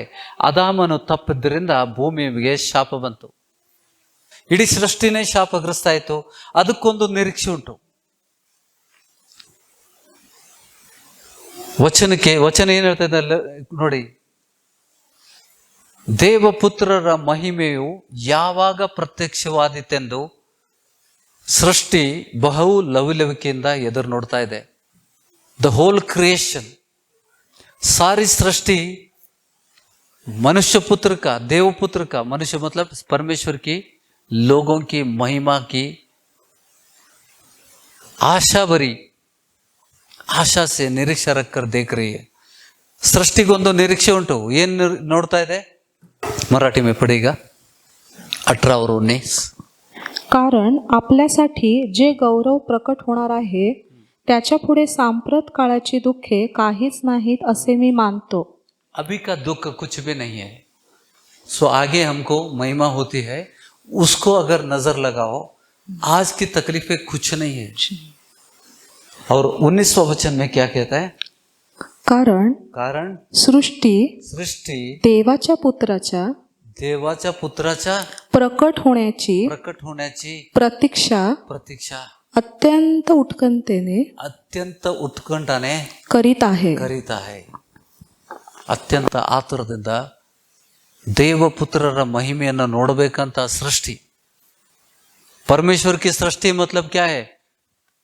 ये पौधे भी और प्राणियों भी, ಕಾಡು ಪ್ರಾಣಿಗಳು, ಪಕ್ಷಿಗಳು, ದೇವರ ಎಲ್ಲ ಸೃಷ್ಟಿ. ದೇವಪುತ್ರರ ಮಹಿಮೆ ಯಾವಾಗ ಆಯ್ತು ಅಂತ ಬಿಟ್ಟು ಒಂದು ನಿರೀಕ್ಷೆಯಲ್ಲಿ ಕಾಯ್ತಾ ಇದ್ದಾವೆ. ನಮ್ಗೆ ಸುವಾರ್ತೆ ಗೊತ್ತಿಲ್ಲ. ಎಷ್ಟೋ ಜನಕ್ಕೆ ಸುವಾರ್ತೆ ಗೊತ್ತಿಲ್ಲ. ದೇವರ ಸ್ವರೂಪದಲ್ಲಿ ಸೃಷ್ಟಿ ಮಾಡಿದಂಥ ಮನುಷ್ಯನಿಗೆ ಯೇಸು ಸ್ವಾಮಿ ಯಾರಂತ ಗೊತ್ತಿಲ್ಲ. ಆದರೆ ಜಗತ್ತು, ಸೃಷ್ಟಿ ದೇವಪುತ್ರರ ಮಹಿಮೆ ಯಾವಾಗ ಆದಿತ್ತಂತ ಅತ್ಯಂತ ಆತುರದಿಂದ ಕಾಯ್ತಾ ಇದೆ. ಹಾಗೆ ಹೇಳ್ತಾ ಇದೆ ವಚನ, क्योंकि सृष्टि बड़ी आशा भरी दृष्टि से, ಎಲ್ಲರಿಗೂ ಹಿಂದೆ ಬರ್ತದಲ್ಲ, क्योंकि सृष्टि बड़ी आशा भरी दृष्टि से परमेश्वर के पुत्र के प्रकट होने की बाट जो रही है. क्योंकि सृष्टि अपनी इच्छा से नहीं पर अधीन करने वाले की ओर से व्यर्थता के अधीन इस आशा से की गई है. ಅದರ ಮೇಲೆ ಶಾಪ ಬಂತು. ನಿನ್ನ ನಿಮಿತ್ತ ಭೂಮಿಗೆ ಶಾಪ ಬಂತು ಅಂತ ದೇವರು ಉಚ್ಚರಿಸಿದ್ದು. ಭೂಮಿ ಶಾಪಗ್ರಸ್ತ ಆಯಿತು. ಅದರಲ್ಲಿ ಬೆಳೆಯುವಂತ ಬೆಳೆಗಳು ಈಗ ಏನ್ ಬೆಳೀತಾ ಇದೆ, ಇದು ಶಾಪಗ್ರಸ್ತ ಭೂಮಿ. ಇದು ನಾವೇನ್ ತಿಂತಾ ಇದ್ದೇವೆ, ರೈತರು ಕೇಳ್ತಾ ಇದ್ದೀರಾ? ಓ ರೈತರೇ ಕೇಳ್ತಾ ಇದ್ದಾರೆ, किसान मेहनत करने वाले, अभी जो हम उपजाऊ कर रहे हैं, क्या पैदा कर रहे हैं, वो तुम्हारा मेहनत का बहुत बड़ा मेहनत है उसके लिए. आदम के समय पे वो नहीं था. पृथ्वी आदम के कारण शापग्रस्त हो गई.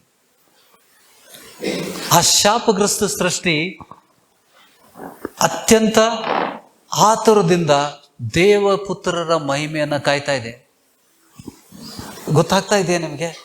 ಅದಕ್ಕೆ ಯಾರು ಹೇಳಿದ್ರು ಮಾರಾಯ? Who gave this information to the ಸೃಷ್ಟಿ? ಸೃಷ್ಟಿಗೆ ಯಾರು ಜ್ಞಾನ ಕೊಟ್ರು? किसने कहा उनसे तुमको आशा करना है? मनुष्य पुत्र को देखो, देवपुत्र को देखो और तुम्हारे छुटकारा होने का समय आ गया. उसको किसने बोला? ಮನುಷ್ಯರಿಗೂ ಗೊತ್ತಿಲ್ಲ. ದೇವರು ಆ ಜ್ಞಾನ ಮನುಷ್ಯನಿಂದ ಮುಚ್ಚಿದ್ದಾನೆ. ಮನುಷ್ಯರಿಗೆ ಗೊತ್ತಿಲ್ಲ. 3 ವಾರ ಕಟ್ಟಿಗೆ ಮರ ಬಿದ್ದಿದೆ. ಇವ್ರು ಯೇಸು ಸ್ವಾಮಿನ ಹಿಂಬಾಲಿಸ್ತಾರೆ. ಇವ್ರಿಗ ನಮ್ಗೆ ತ್ರಾಸಾದ್ರೂ ಅಡ್ಡಿಲ್ಲ. हमको तकलीफ हो तो ये नहीं आना नहीं, इनको तकलीफ होते हुए खुशी होती है.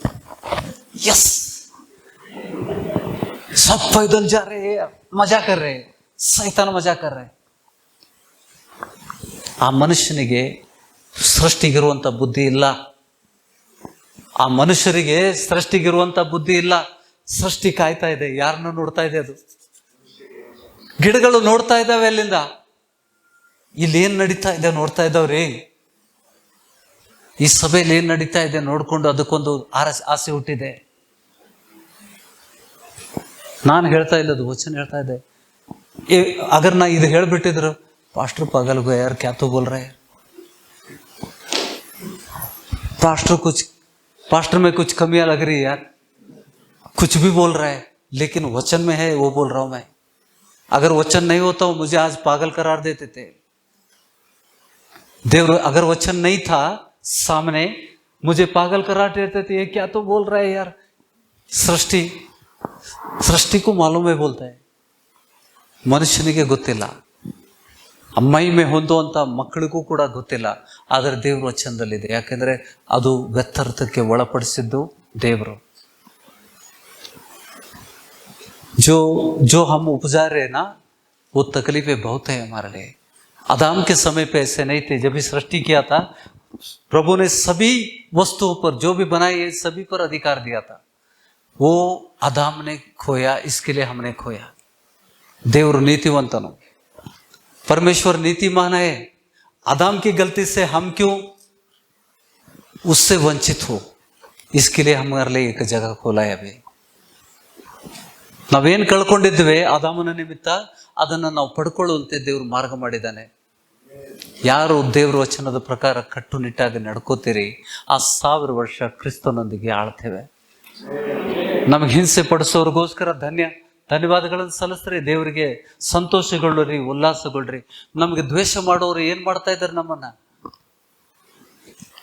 ಕೊಲೆ ಮಾಡ್ತಾ ಇದ್ದಾರೆ. ಮನಸ್ಸಿನಲ್ಲಿ ಅವ್ರು ಕೊಂದ್ಬಿಟ್ಟಿದ್ದಾರೆ ನಮ್ಮನ್ನ. ಅವರು ನಮ್ಮನ್ನ ಇವ್ರು ಸತ್ರ ಚಲೋ ಇತ್ತು ಮಾರಾಯ, ಕ್ಯಾನ್ಸರ್ ಇದ್ದಂಗೆ ಅದಾರ, 4 ಮಂದಿಗೆ ಬಿಟ್ಟು ಅಂತಂದ್ರೆ 40,000 ಆಗಿರ್ತಾರ. 4 लोगों को विश्वासियों को छोड़ो यार, 40,000 बनते हैं यार, ये कैंसर है यार, इनको मार दो. खत्म हो गए. कितने सालों से मेहनत कर रहे, हिंदू खतरे में है यार, अभी तो तलवार लेना पड़ेगा इनको उड़ाने के लिए. सही ना? हिंदू खतरे में है यार, हिंदू खतरे में है. और हेಳಾತಾರ, ನಾವು ಹೇಳಿಲ್ಲ, हमने नहीं बोला, वो लोग बोल रहे हिंदू खतरे में है. क्योंकि इन 4 लोगों को छोड़े यार, पूरा गांव को मसीहा लोगों को बनाते हैं, सवादियत आ जाती है. ನನಗೆ ಒಬ್ಬ ಮನುಷ್ಯನ ಕ್ಯಾನ್ಸರ್ ಇದ್ದಂಗ್ಲಿ. ಇವರು ಕ್ರಿಶ್ಚಿಯನ್ರ ಬಸ್ ನೋಡಿ ಮಾತಾಡಕತ್ತಿದ್ರು. ಕ್ರಿಶ್ಚಿಯನ್ರ ಅಂದ್ರೆ ಕ್ಯಾನ್ಸರ್ ಇದ್ದಂಗ, ಇವ್ರು ಎಲ್ಲಿ ಹೋಗಾರ ಅಲ್ಲಿ ಬೆಳೆತಾವ, ಕಸ ಬೆಳೆದಂಗೆ ಬೆಳಿತಾವ್ರಿ.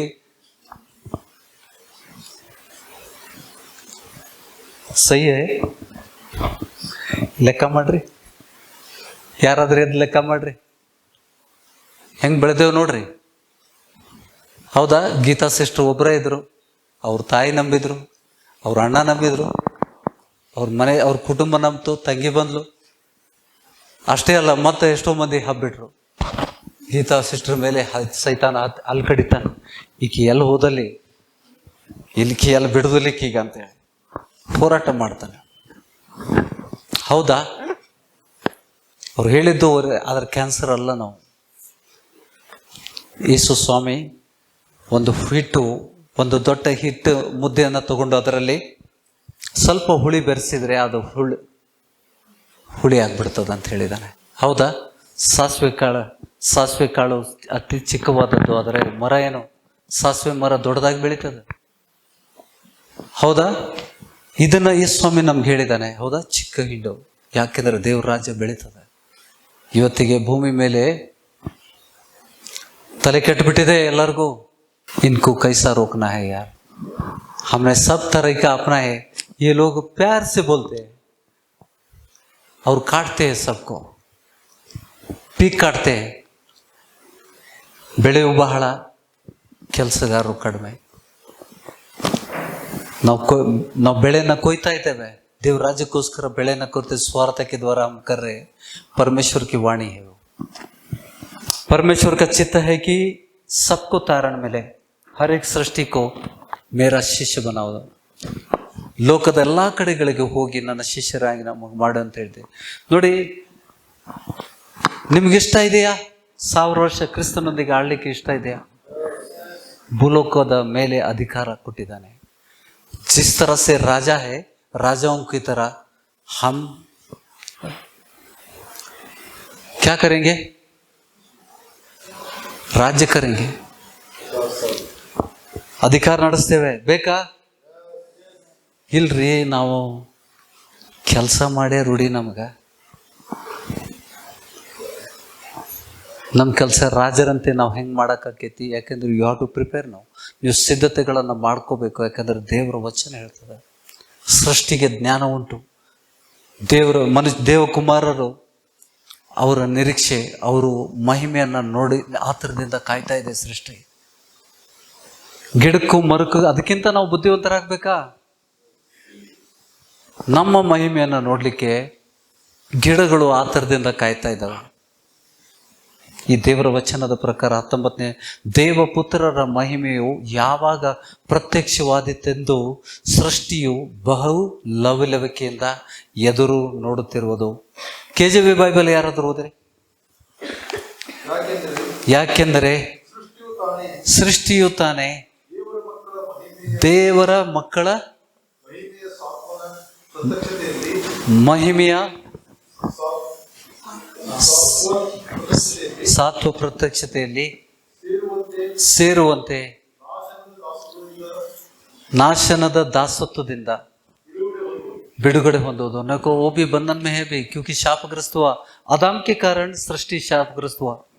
ನಾವೇನು ಕಷ್ಟಪಡ್ತಾ ಇದ್ದೇವೆ ಈ ಭೂಲೋಕದ ಅದು ಅತಿ ಕಠಿಣವಾದದ್ದು. ಭೂಮಿಗೆ ಶಾಪ ಬಂದಿದ್ದರಿಂದ ನಾವು ಕಷ್ಟಪಡ್ತಾ ಇದ್ದೇವೆ. ಮನುಷ್ಯಗೆ ಏನಾರು ಚಲೋ ಇದೆ, कुछ तो अच्छा है. कितना मेहनत करते हैं हम लोग.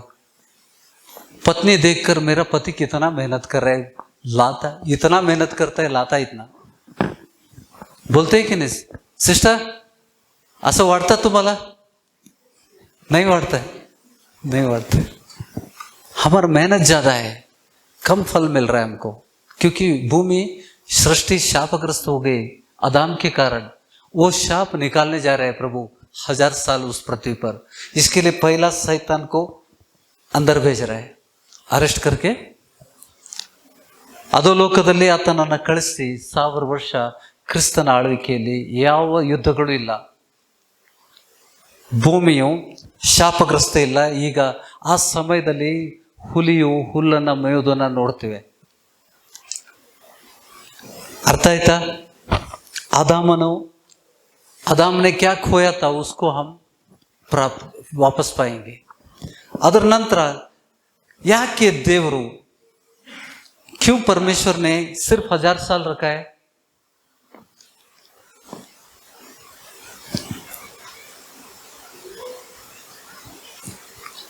ಯಾಕೆ ದೇವರು 1000 ವರ್ಷ ಮಾತ್ರ ಇಟ್ಟಿದ್ದಾನೆ?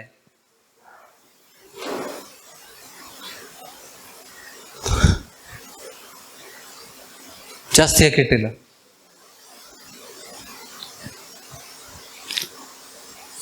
ನೋಡಿ ವಚನ ನೋಡಿ, 20ನೇ ಅಧ್ಯಾಯಕ್ಕೆ ಬನ್ನಿ.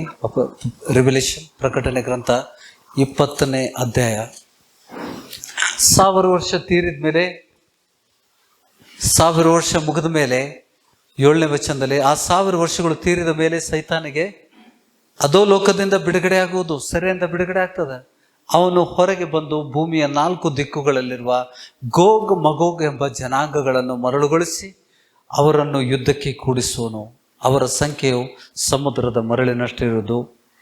ಅವರು ದೇಶದಲ್ಲೆಲ್ಲ ಹರಡಿಕೊಂಡು ದೇವಜನರ ದಂಡಿಗೂ ಮತ್ತು ಪ್ರಿಯ ಪಟ್ಟಣಕ್ಕೂ ಮುತ್ತಿಗೆ ಹಾಕಿದರು. ಆಗ ಪರಲೋಕದಿಂದ ಬೆಂಕಿ ಇಳಿದು ಬಂದು ಅವರನ್ನು ದಹಿಸಿಬಿಟ್ಟಿತು. ಇದಲ್ಲದೆ ಅವರನ್ನು ಮರಳುಗೊಳಿಸಿದ ಸೈತಾನನು ಬೆಂಕಿ ಗಂಧಕಗಳು ಉರಿಯುವ ಕೆರೆಯಲ್ಲಿ ದೊಬ್ಬಲ್ಪಟ್ಟನು.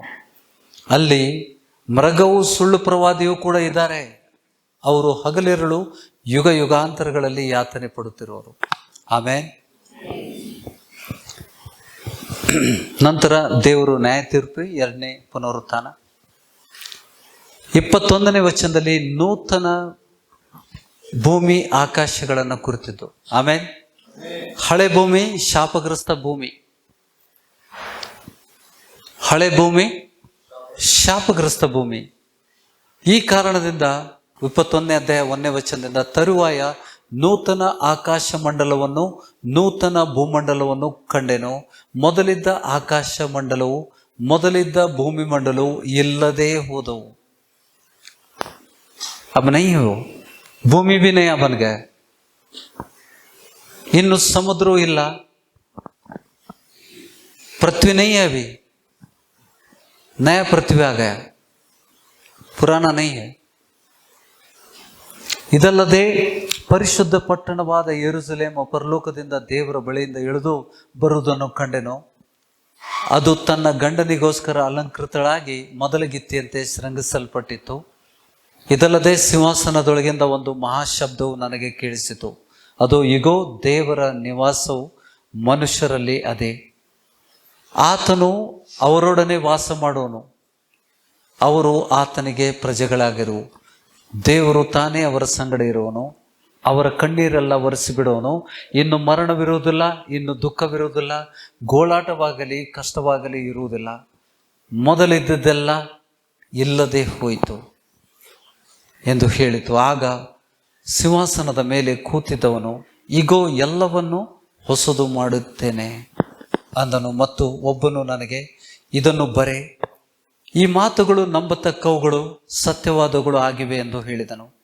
ಆಗ ಸಿಂಹಾಸನದ ಮೇಲೆ ಕೂತಿದ್ದವನು, ಎಲ್ಲ ನೆರವೇರಿತು, ನಾನೇ ಆದಿ ಅಂತ್ಯವೂ ಪ್ರಾರಂಭವೂ ಸಮಾಪ್ತಿಯೂ ಆಗಿದ್ದೇನೆ. ದಾಹವುಳ್ಳವನಿಗೆ ಜೀವಜಲದ ಬುಗ್ಗೆಯಲ್ಲಿ ಕರೆಯವಿಲ್ಲದೆ ಕುಡಿಯುವುದಕ್ಕೆ ಕೊಡುವನು. ಜಯ ಹೊಂದುವನು ಇವುಗಳಿಗೆ ಬಾಧ್ಯನಾಗುವನು. ನಾನು ಅವನಿಗೆ ದೇವರಾಗಿರುವನು, ಅವನು ನನಗೆ ಮಗನಾಗಿರುವನು. ಆದರೆ ಹೇಡಿಗಳು, ನಂಬಿಕೆ ಇಲ್ಲದವರು, ಎಂಥ ನಂಬಿಕೆ ಬೇಕು? ಈಗ ಅಂತ್ಯ ಸಮಯದಲ್ಲಿ ನಮ್ಗೆ ಎಂಥ ನಂಬಿಕೆ ಬೇಕು? ಸ್ವಾಮಿ ಸ್ವಾಮಿ ಅನ್ನೋರು ಬೇಡ ನಮಗೆ. ಬರೀ ಸ್ವಾಮಿ ಸ್ವಾಮಿ ಅನ್ನೋರು ಬೇಡ ಅಂತಾನೆ ಈ ಸ್ವಾಮಿ. ನಿಜವಾದ ನಂಬಿಕೆ, ದೃಢವಾದ ನಂಬಿಕೆ. ಇವತ್ತಿಗೆ ಈ ಕ್ರಿಸ್ತನಿಗೋಸ್ಕರ ಸಾಯ್ಲಿಕ್ಕೆ ಸಿದ್ಧರಾದಂಥ ನಂಬಿಕೆ. ಮುದ್ರೆ ಹಾಕೊಳ್ಳೋರು ಕೆಲವೊಬ್ರು ಇರ್ತಾರೆ. ಜೀವ ಉಳಿದ್ರು ಸಾಕಪ್ಪ, ಮುದ್ರೆ ಹಾಕೊಳ್ಳಿ, ಎಲ್ಲಿ ಬೇಕಾದ್ರು. ಕೈನೂ ಕೊಡ್ತೇವೆ, ತಲೆನೂ ಕೊಡ್ತೇವೆ, ಮತ್ತೆಲ್ಲಾದ್ರೂ ಕೂಡ ಹಾಕ್ತಿದ್ರೆ ಹಾಕೋರಿ. ಹೌದಾ? ನಿತ್ಯ ಜೀವದ ನಿರೀಕ್ಷೆ ಇಲ್ಲದಂತ ನೋಡಿ ಇವತ್ತಿಗೆ ನಾವು ಎಷ್ಟು ಗುಣಗುಡ್ತೇವೆ ಎಷ್ಟೋ ಬಾರಿ. ಆದರೆ ಸೃಷ್ಟಿ, ದೇವರು ಮಾಡಿದಂಥ ಪ್ರತಿಯೊಂದು ಸೃಷ್ಟಿ, ಪ್ರಾಣಿ ಪಕ್ಷಿಗಳಿಗೂ ಒಂದು ನಿರೀಕ್ಷೆ ಉಂಟು.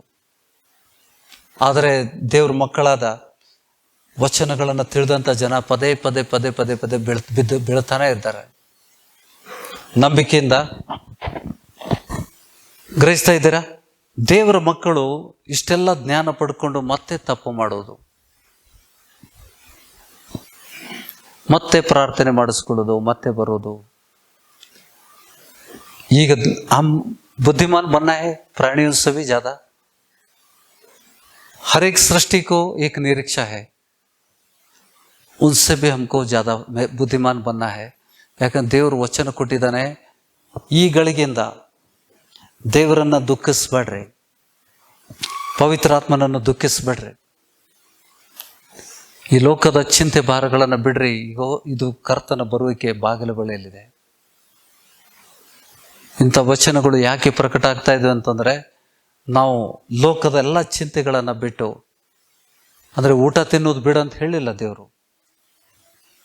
ಕೆಲವೊಬ್ರು ತಪ್ಪಾಗಿ ಅರ್ಥ ಮಾಡ್ಕೊಂಡು ಏನಾರು ಹೇಳಿದ್ಕೊಳ್ಳಿ, ಏನಾರು ಅರ್ಥ ಮಾಡ್ಕೊಂಡು, ಬ್ರದರ್ ಏನು ಹೇಳಿರ್ಬೋದು ಕಲ್ಪನೆ ಮಾಡ್ಲಿಕ್ಕೆ ಶುರು ಮಾಡ್ತಾರೆ. ನಾನು ಏನು ಹೇಳಿಲ್ಲ.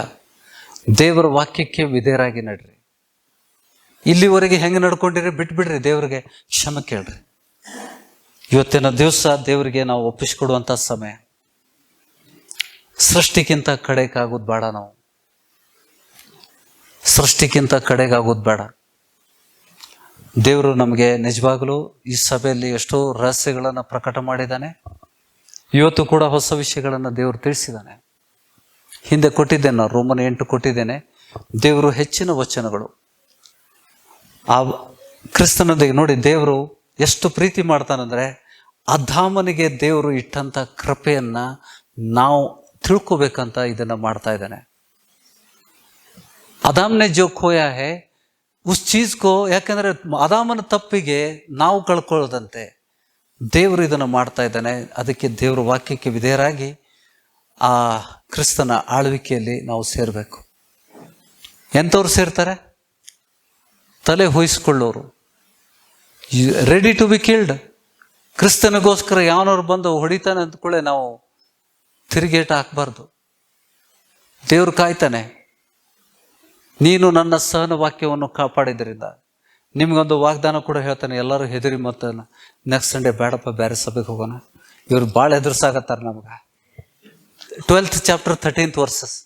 ಘಟ ಸರ್ಪನು ತಾನು ದೊಬ್ಬಲ್ಪಟ್ಟು ಭೂಮಿಗೆ ಬಿದ್ದಿರುವುದನ್ನು ಕಂಡು ಗಂಡು ಮಗುವನ್ನು ಹೆತ್ತ ಸ್ತ್ರೀಯನ್ನು ಹಿಂಸಿಸುವುದಕ್ಕೆ ಅಟ್ಟಿಸಿಕೊಂಡು ಹೋಯಿತು. ಈ ಸ್ತ್ರೀ ಕೋನ? Who is this woman? 17ನೇ ವಚನ ನೋಡಿದ್ರೆ ಗೊತ್ತಾಗ್ತದೆ. ಆ ಘಟಸರ್ಪನು ಸ್ತ್ರೀಯ ಮೇಲೆ ಕೋಪಿಸಿಕೊಂಡು ಆಕೆಯ ಸಂತಾನದವರಲ್ಲಿ ಯಾಕೆ ಸಿಟ್ಟು ಬಂತು? ಸ್ತ್ರೀ ಮೇಲೆ ಘಟಸರ್ಪ ಯಾಕೆ ಕೋಪಗೊಂಡ? 14ನೇ ವಚನ, ಆ ಸ್ತ್ರೀಯು ಅರಣ್ಯದಲ್ಲಿ ತನ್ನ ಸ್ಥಳಕ್ಕೆ ಹಾರಿ ಹೋಗುವುದಕ್ಕಾಗಿ, ಏಕಾಂತ ಸ್ಥಳ, ಅರಣ್ಯ ಅಂದ್ರೆ ಸೇಫ್ ಪ್ಲೇಸ್, ಅರಣ್ಯದಲ್ಲಿ ತನ್ನ ಸ್ಥಳಕ್ಕೆ ಹಾರಿ ಹೋಗುವುದಕ್ಕಾಗಿ ಆಕೆಗೆ ದೊಡ್ಡ ಗರುಡ ಪಕ್ಷಿಯ 2 ರೆಕ್ಕೆಗಳು ಕೊಡಲ್ಪಟ್ಟವು. ಆಗ 1 ಕಾಲ 2 ಕಾಲ ಅರ್ಧ ಕಾಲ ಘಟಸರ್ಪನ ಮುಖಕ್ಕೆ ಮರೆಯಾಗಿ ಪೋಷಣೆ ಹೊಂತಾಳೆ. ಆ ಸ್ತ್ರೀ ಪೋಷಣೆ ಹೊಂತಾಳೆ ಫಾರ್ 3.5 years. 1 ಕಾಲ 2 ಕಾಲ ಅರ್ಧ ಕಾಲ 42 months she will be preserved by God. ದೇವರು ಅದಕ್ಕೆ ರೆಕ್ಕೆ ಕೊಟ್ಟಿದ್ದಾನೆ. ಆತ್ಮಿಕ ಅರ್ಥ ಉಳ್ಳದ್ದು ರೆಕ್ಕೆ. ಅದು ಗರುಡು ಪಕ್ಷಿ ಅಂತ ರೆಕ್ಕೆಗಳನ್ನು ಕೊಟ್ಟು ಆ ಸ್ಥಳ ಘಟಸರ್ಪನ ಮುಖಕ್ಕೆ ಮರೆಯಾಗಿ ಪೋಷಣೆ ಹೊಂದುತ್ತಾಳೆ. ಆ ಘಟಸರ್ಪನು ಸ್ತ್ರೀಯನ್ನು ಬಡಿಸಿಕೊಂಡು ಹೋಗಬೇಕೆಂದು ಆಕೆ ಹಿಂದೆ ತನ್ನ ಬಾಯೊಳಗಿಂದ ನೀರನ್ನು ನದಿಯಂತೆ ಬಿಟ್ಟನು. ಆ ಸ್ತ್ರೀಯನ್ನ ನಾಶ ಮಾಡಬೇಕಂತ, ಅದನ್ನು ಬಡಿಬೇಕಂತ ಹೇಳ್ಬಿಟ್ಟು ಆತನು ತನ್ನ ಬಾಯಿಂದ ಏನು ಬಿಟ್ಟಿದ್ದಾನೆ? ನೀರನ್ನು ಬಿಟ್ಟಿದ್ದಾನೆ. ಸ್ತ್ರೀಯನ್ನು ಬಡಿಸಿಕೊಂಡು ಹೋಗಬೇಕೆಂದು ಆಕೆ ಹಿಂದೆ ತನ್ನ ಬಾಯೊಳಗಿಂದ ನೀರನ್ನು ನದಿಯಂತೆ ಬಿಟ್ಟನು. ಆದರೆ ಭೂಮಿಯು ಆ ಸ್ತ್ರೀಯ ಸಹಾಯಕ್ಕೆ ಬಂದು ಬಾಯಿ ತೆರೆದು ಘಟಸರ್ಪನು ತನ್ನ ಬಾಯೊಳಗಿಂದ ಬಿಟ್ಟ ನದಿಯನ್ನು ಕುಡಿದು ಬಿಟ್ಟಿತು. ಭೂಮಿಗೂ ಗೊತ್ತು, ಭೂಮಿಗೂ ದೇವರು ಅಪ್ಪಣೆ ಕೊಟ್ಟ ಆ ಸ್ತ್ರೀ ರಕ್ಷಣೆ ಮಾಡ್ಬೇಕಂತ. ಆಗ ಘಟಸರ್ಪನು ಸ್ತ್ರೀಯ ಮೇಲೆ ಕೋಪಿಸಿಕೊಂಡು, ಆ ಸ್ತ್ರೀ ಕೈಗೆ ಸಿಗ್ಲಿಲ್ಲ. ಈಗ उसका हाथ नहीं मिली हो, शैतान के हाथ नहीं मिले हो सबा, तो इस कारण उस पर क्रोधित होकर ಆ ಕೋಪಿಸಿಕೊಂಡು, ಆ ಘಟಸರ್ಪನು ಸ್ತ್ರೀಯ ಮೇಲೆ ಕೋಪಿಸಿಕೊಂಡು ಆಕೆಯ ಸಂತಾನದವರಲ್ಲಿ ಉಳಿದವರ ಮೇಲೆ, ಅಂದರೆ ದೇವರ ಆಜ್ಞೆಗಳನ್ನು ಕೈಕೊಂಡು ನಡೆದು ಯೇಸುವಿನ ವಿಷಯವಾಗಿ ಸಾಕ್ಷಿಯನ್ನು ಹೇಳುವವರ ಮೇಲೆ ಯುದ್ಧ ಮಾಡುವುದಕ್ಕೆ ಹೊರಟು ಸಮುದ್ರ ತೀರದ ಮರಳಿನ ಮೇಲೆ ನಿಂತನು. ಆಮೇನ್. शैतान देखो किस पर युद्ध कर रहा है? परमेश्वर के लोगों पर. ಗ್ರಹಿಸ್ತಾ ಇದ್ದೀರಾ? ಆ ಸ್ತ್ರೀಗೆ ಆ 2 ರೆಕ್ಕೆಯನ್ನು ಕೊಟ್ಟವನು ಯಾರು? 42 ತಿಂಗಳು 1 ಕಾಲ 2 ಕಾಲ ಅರ್ಧ ಕಾಲ ಸರ್ಪನ ಮುಖಕ್ಕೆ ಮರೆಯಾಗಿ ಪೋಷಣೆ ಹೊಂತಾಳೆ. She will be protected, church will be protected. ಗ್ರಹಿಸ್ತಾ ಇದ್ದೀರಾ? ಯಾಕೆ ಹೇಳ್ತಾ ಇದ್ದಾನೆ ಅಂತಂದ್ರೆ, ನಾಳೆ ನೆಕ್ಸ್ಟ್ ಸಂಡೇ ಬರದೇ ಇರಬಾರ್ದಂತ. ग्रहिस्ता इधरा प्रभु रक्षा करता है अपने लोगों की, ये वादा किया है प्रभु ने. ಹೌದಾ? ನಾವು ಹಿಂದೆ ಪ್ರಕಟಣೆ ಗ್ರಂಥ 3:10 ಕೂಡ ಓದಿದ್ದೇವೆ, ನೀನು ನನ್ನ ಸಹನ ವಾಕ್ಯವನ್ನು. ये वचन है, परमेश्वर के वचन को तूने अपने छाती को लगा लिया. इस वचन को तूने उल्लंघन नहीं किया. इस कारण पृथ्वी पर आने वाले संकट के समय पर तुझसे मैं बचा के रखूंगा. ये परमेश्वर का वादा है. सभी हम मिलके पढ़ेंगे 3रा अध्याय 10वां वचन. 3रा अध्याय 10वां वचन. ದೇವ್ರ ವಾಕ್ಯವನ್ನು ಪ್ರೀತಿಸ್ರಿ.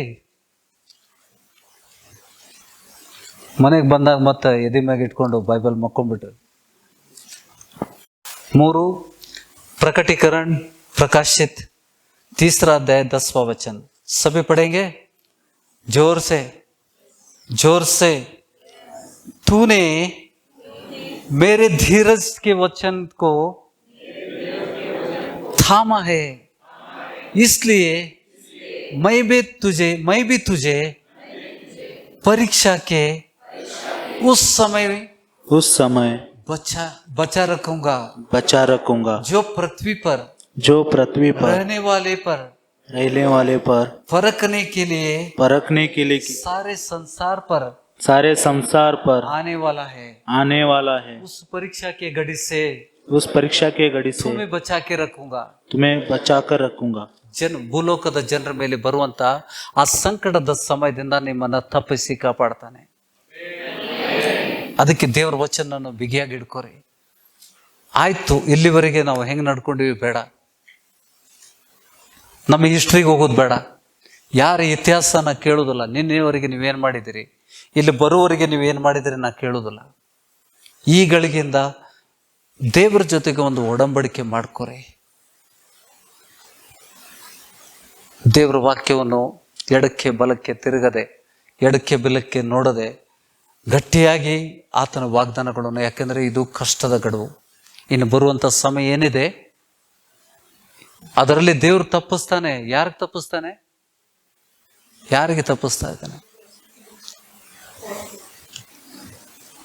11ನೇ ಅಧ್ಯಾಯ ನೋಡಿ, ಪ್ರಕಾಶಿತ್ 11 ಅಧ್ಯಾಯ. Are you ready? ತರುವಾಯ ದಂಡದಿದ್ದಂಥ ಒಂದು ಅಳತೆ ಕೋಲು ನನ್ನ ಕೈಗೆ ಕೊಡಲ್ಪಟ್ಟಿತು. ದಂಡದಂತಿದ್ದ ಒಂದು ಅಳತೆಯ ಕೋಲು ನನಗೆ ಕೊಡಲ್ಪಟ್ಟಿತು ಮತ್ತು ಒಂದು ವಾಣಿ ಉಂಟಾಯಿತು. ಅದು ನನಗೆ ಹೇಳಿದ್ದೇನೆಂದರೆ, ಯಾರು? ಯೋಹಾನ ಹೇಳ್ತಾ ಇದ್ದಾನೆ. ಅಪೊಸ್ತಲ ಯೋಹಾನ ಲಿಖರೆ, ನೀನೆದ್ದು ದೇವರ ಆಲಯವನ್ನು, ಯಜ್ಞವೇದಿಯನ್ನು ಅಳತೆ ಮಾಡು. ಆಲಯದಲ್ಲಿ ಆರಾಧನೆ ಮಾಡುವವರನ್ನ ಲೆಕ್ಕಿಸು. ಆಲಯಕ್ಕೆ ಹೊರಗಿರುವ ಅಂಗಳವನ್ನು ಅಳೆಯದೇ ಬಿಟ್ಟು ಬಿಡು. Are you getting it? ಮೋಶೆಗೆ ದೇವರು ತೋರಿಸಿದಂಥ ಆ ಆಲಯ ಗುರುತಿದೆ ಅಲ್ಲ ನಿಮಗೆ? 2 ಭಾಗಗಳುಂಟು, ಪವಿತ್ರ ಮತ್ತು ಅತಿ ಪವಿತ್ರ. ಅತಿ ಪವಿತ್ರ ಸ್ಥಾನ ಮೇ ಕ್ಯಾ ಹೈ? ಮಂಜೂಷ ಪೆಟ್ಟಿಗೆ ಉಂಟು. ಕೆರೂಬಿಗಳ ಮಧ್ಯದಿಂದ ದೇವರು ಮಾತಾಡ್ತಾ ಇದ್ದ. ಅದರ ಒಳಗಿನ ಭಾಗ ಪವಿತ್ರ ಆಲಯದಲ್ಲಿ ಏನುಂಟು? ದೀಪಸ್ತಂಭ ಉಂಟು, ಮೇಜು ಉಂಟು, ರೊಟ್ಟಿ ಉಂಟು, ದೇವ್ರ ವಚನ ಸಿಗುವಂಥದ್ದು. ಆ ಸ್ಥಳದಲ್ಲಿ ಅದನ್ನು ಮಾತ್ರ ಅಳತೆ ಮಾಡು ಅಂತ ಹೇಳ್ತಾನೆ. ಮೊದಲನೇ ಭಾಗ ಪರಿಶುದ್ಧ ಆಲಯವನ್ನು, ದೇವರ ಆಲಯವನ್ನು, ನೀನೆದ್ದು ದೇವರ ಆಲಯನ್ನು, ಯಜ್ಞವೇದಿಯನ್ನು ಅಳತೆ ಮಾಡು. ಆಲಯದಲ್ಲಿ ಆರಾಧನೆ ಮಾಡೋರು, ಎಲ್ಲಿ ಆರಾಧನೆ? ಹೊರಗಲ್ಲ, ಒಳಗಡೆ. ಆಲಯದಲ್ಲಿ ಆರಾಧನೆ ಮಾಡುವವರನ್ನು ಲೆಕ್ಕಿಸು. ಆಲಯಕ್ಕೆ ಹೊರಗಿನ ಅಂಗಳವನ್ನು ಅಳೆಯದೆ ಬಿಟ್ಟು ಬಿಡು. ಅದು ಅನ್ಯ ಜನರಿಗಾಗಿ ಬಿಟ್ಟಿದೆ. ಆಮೇನ್. ದೇವರು ಮೋಶೆಗೆ ಸೀನಾಯಿ ಬೆಟ್ಟದ ಮೇಲೆ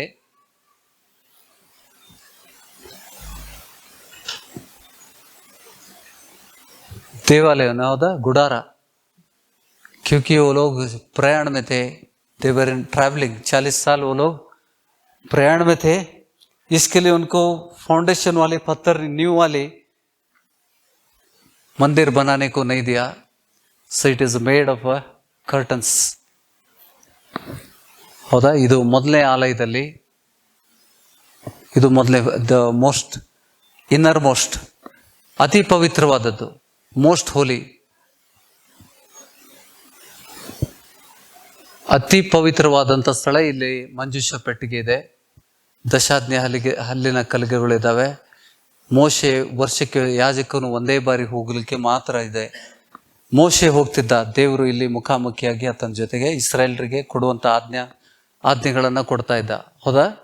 ಈ ಸ್ಥಳದಲ್ಲಿ ಇದಕ್ಕೆ ಕಿಟಕಿ ಬಾಗಿಲುಗಳು ಇಲ್ಲ. ದೇವರ परमेश्वर का प्रसन्नता देवे आती थी, वही उजाला था. इस जगह पर कह रहा है कि यहाँ 7 जलने वाले दिया, ಹೌದಾ, ದೀಪಸ್ತಂಭ ಇಲ್ಲಿದೆ. 7 ದೀಪಗಳು ಉರಿಯುವಂಥ ದೀಪಸ್ತಂಭ ಇದೆ ಈ ಸೈಡಲ್ಲಿ. ಇಲ್ಲಿ ಮೇಜು, ಇಲ್ಲಿ ರೊಟ್ಟಿಗಳು ಮತ್ತು ದ್ರಾಕ್ಷಾರಸ, ದೇವ್ರ ವಾಕ್ಯ ಮತ್ತು ದೇವ್ರ ವಚನಗಳ ಗೂಢಾರ್ಥಗಳನ್ನು ಕೊಡಿಸುವಂಥ ಪವಿತ್ರಾತ್ಮನ ಪ್ರಸನ್ನತೆ. ಇಲ್ಲಿ ಬಾಗಿಲಿಲ್ಲ, ಇದು ಪರದೆ. Here there is no windows, ಕಿಟಕಿಗಳು ಇಲ್ಲ, ಇದಕ್ಕೆ ಎಲ್ಲಿಯೂ ಇಲ್ಲ. ಈ ಸ್ಥಳದಲ್ಲಿ ಪ್ರಾರ್ಥನೆ ಮಾಡುವವರನ್ನ ಲೆಕ್ಕಿಸು. ये पवित्र आलय पर परमेश्वर का आलय जो है, यहाँ पे जो प्रार्थना कर रहे हो उनका ये करो बोलता है. और एक्चुअली ये बड़ा है, इधर बहुत बड़ा है.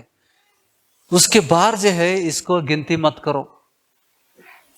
ಈ ಹೊರಗಡೆ ಭಾಗದಲ್ಲಿ ಎಣಿಸ್ಬೇಡ, ಯಾಕೆಂದ್ರೆ ಅದು ಅನ್ಯ ಜನರಿಗೆ ಕೊಡಲ್ಪಟ್ಟಿದೆ. ದೇವಜನರು ಯಾರು ಪರಿಶುದ್ಧರಾಗಿ ಪವಿತ್ರಾತ್ಮನ ಹೊಂದಿ ರಕ್ಷಣೆ ಹೊಂದಿದ್ದಾರೆ, ದೇ ವಿಲ್ ಬಿ ಹಿಯರ್. ದೀಪಸ್ತಂಭ ಇರ್ತದೆ. ದೀಪಸ್ತಂಭ ಇದ್ದಂಥ ಸಭೆಯಲ್ಲಿ ಇದ್ದಂಥ ಜನರ ವಿಷಯದಲ್ಲಿ ದೇವರು ಮಾತಾಡ್ತಾ ಇದ್ದಾನೆ. ದೀಪಸ್ತಂಭ ಎಲ್ಲಿರ್ತದೆ? ಸಭೆಯಲ್ಲಿರ್ತದೆ. ಕ್ರಿಸ್ತನ ಸಭೆ ಎಲ್ಲ ಸಭೆಗಳಲ್ಲಿ ಇರುವುದಿಲ್ಲ.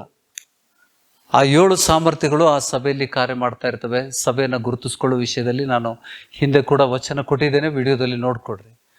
ಈಗ ಈ ಹೊರಗಣ ಭಾಗದಲ್ಲಿ ಆತ ನೋಡ್ತಾ ಇರೋದು, देखो वचन कहता है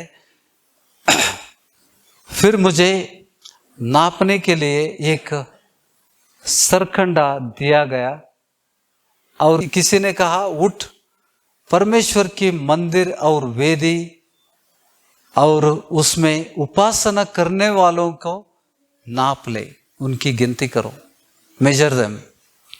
ಅಳತೆ ಮಾಡ್ರಿ ಅಂತ ಅವ್ರನ್ನ ಲೆಕ್ಕಿಸು, ಆರಾಧನೆ ಮಾಡುವವರನ್ನ ಲೆಕ್ಕಿಸು. ಎಲ್ಲಿದ್ದಾರೆ ಅವರು? ದೇವರ ಆಲಯವನ್ನು, ಯಜ್ಞವೇದಿಯನ್ನು ಅಳತೆ ಮಾಡು, ಆಲಯದಲ್ಲಿ ಆರಾಧನೆ ಮಾಡುವವರನ್ನು ಲೆಕ್ಕಿಸು.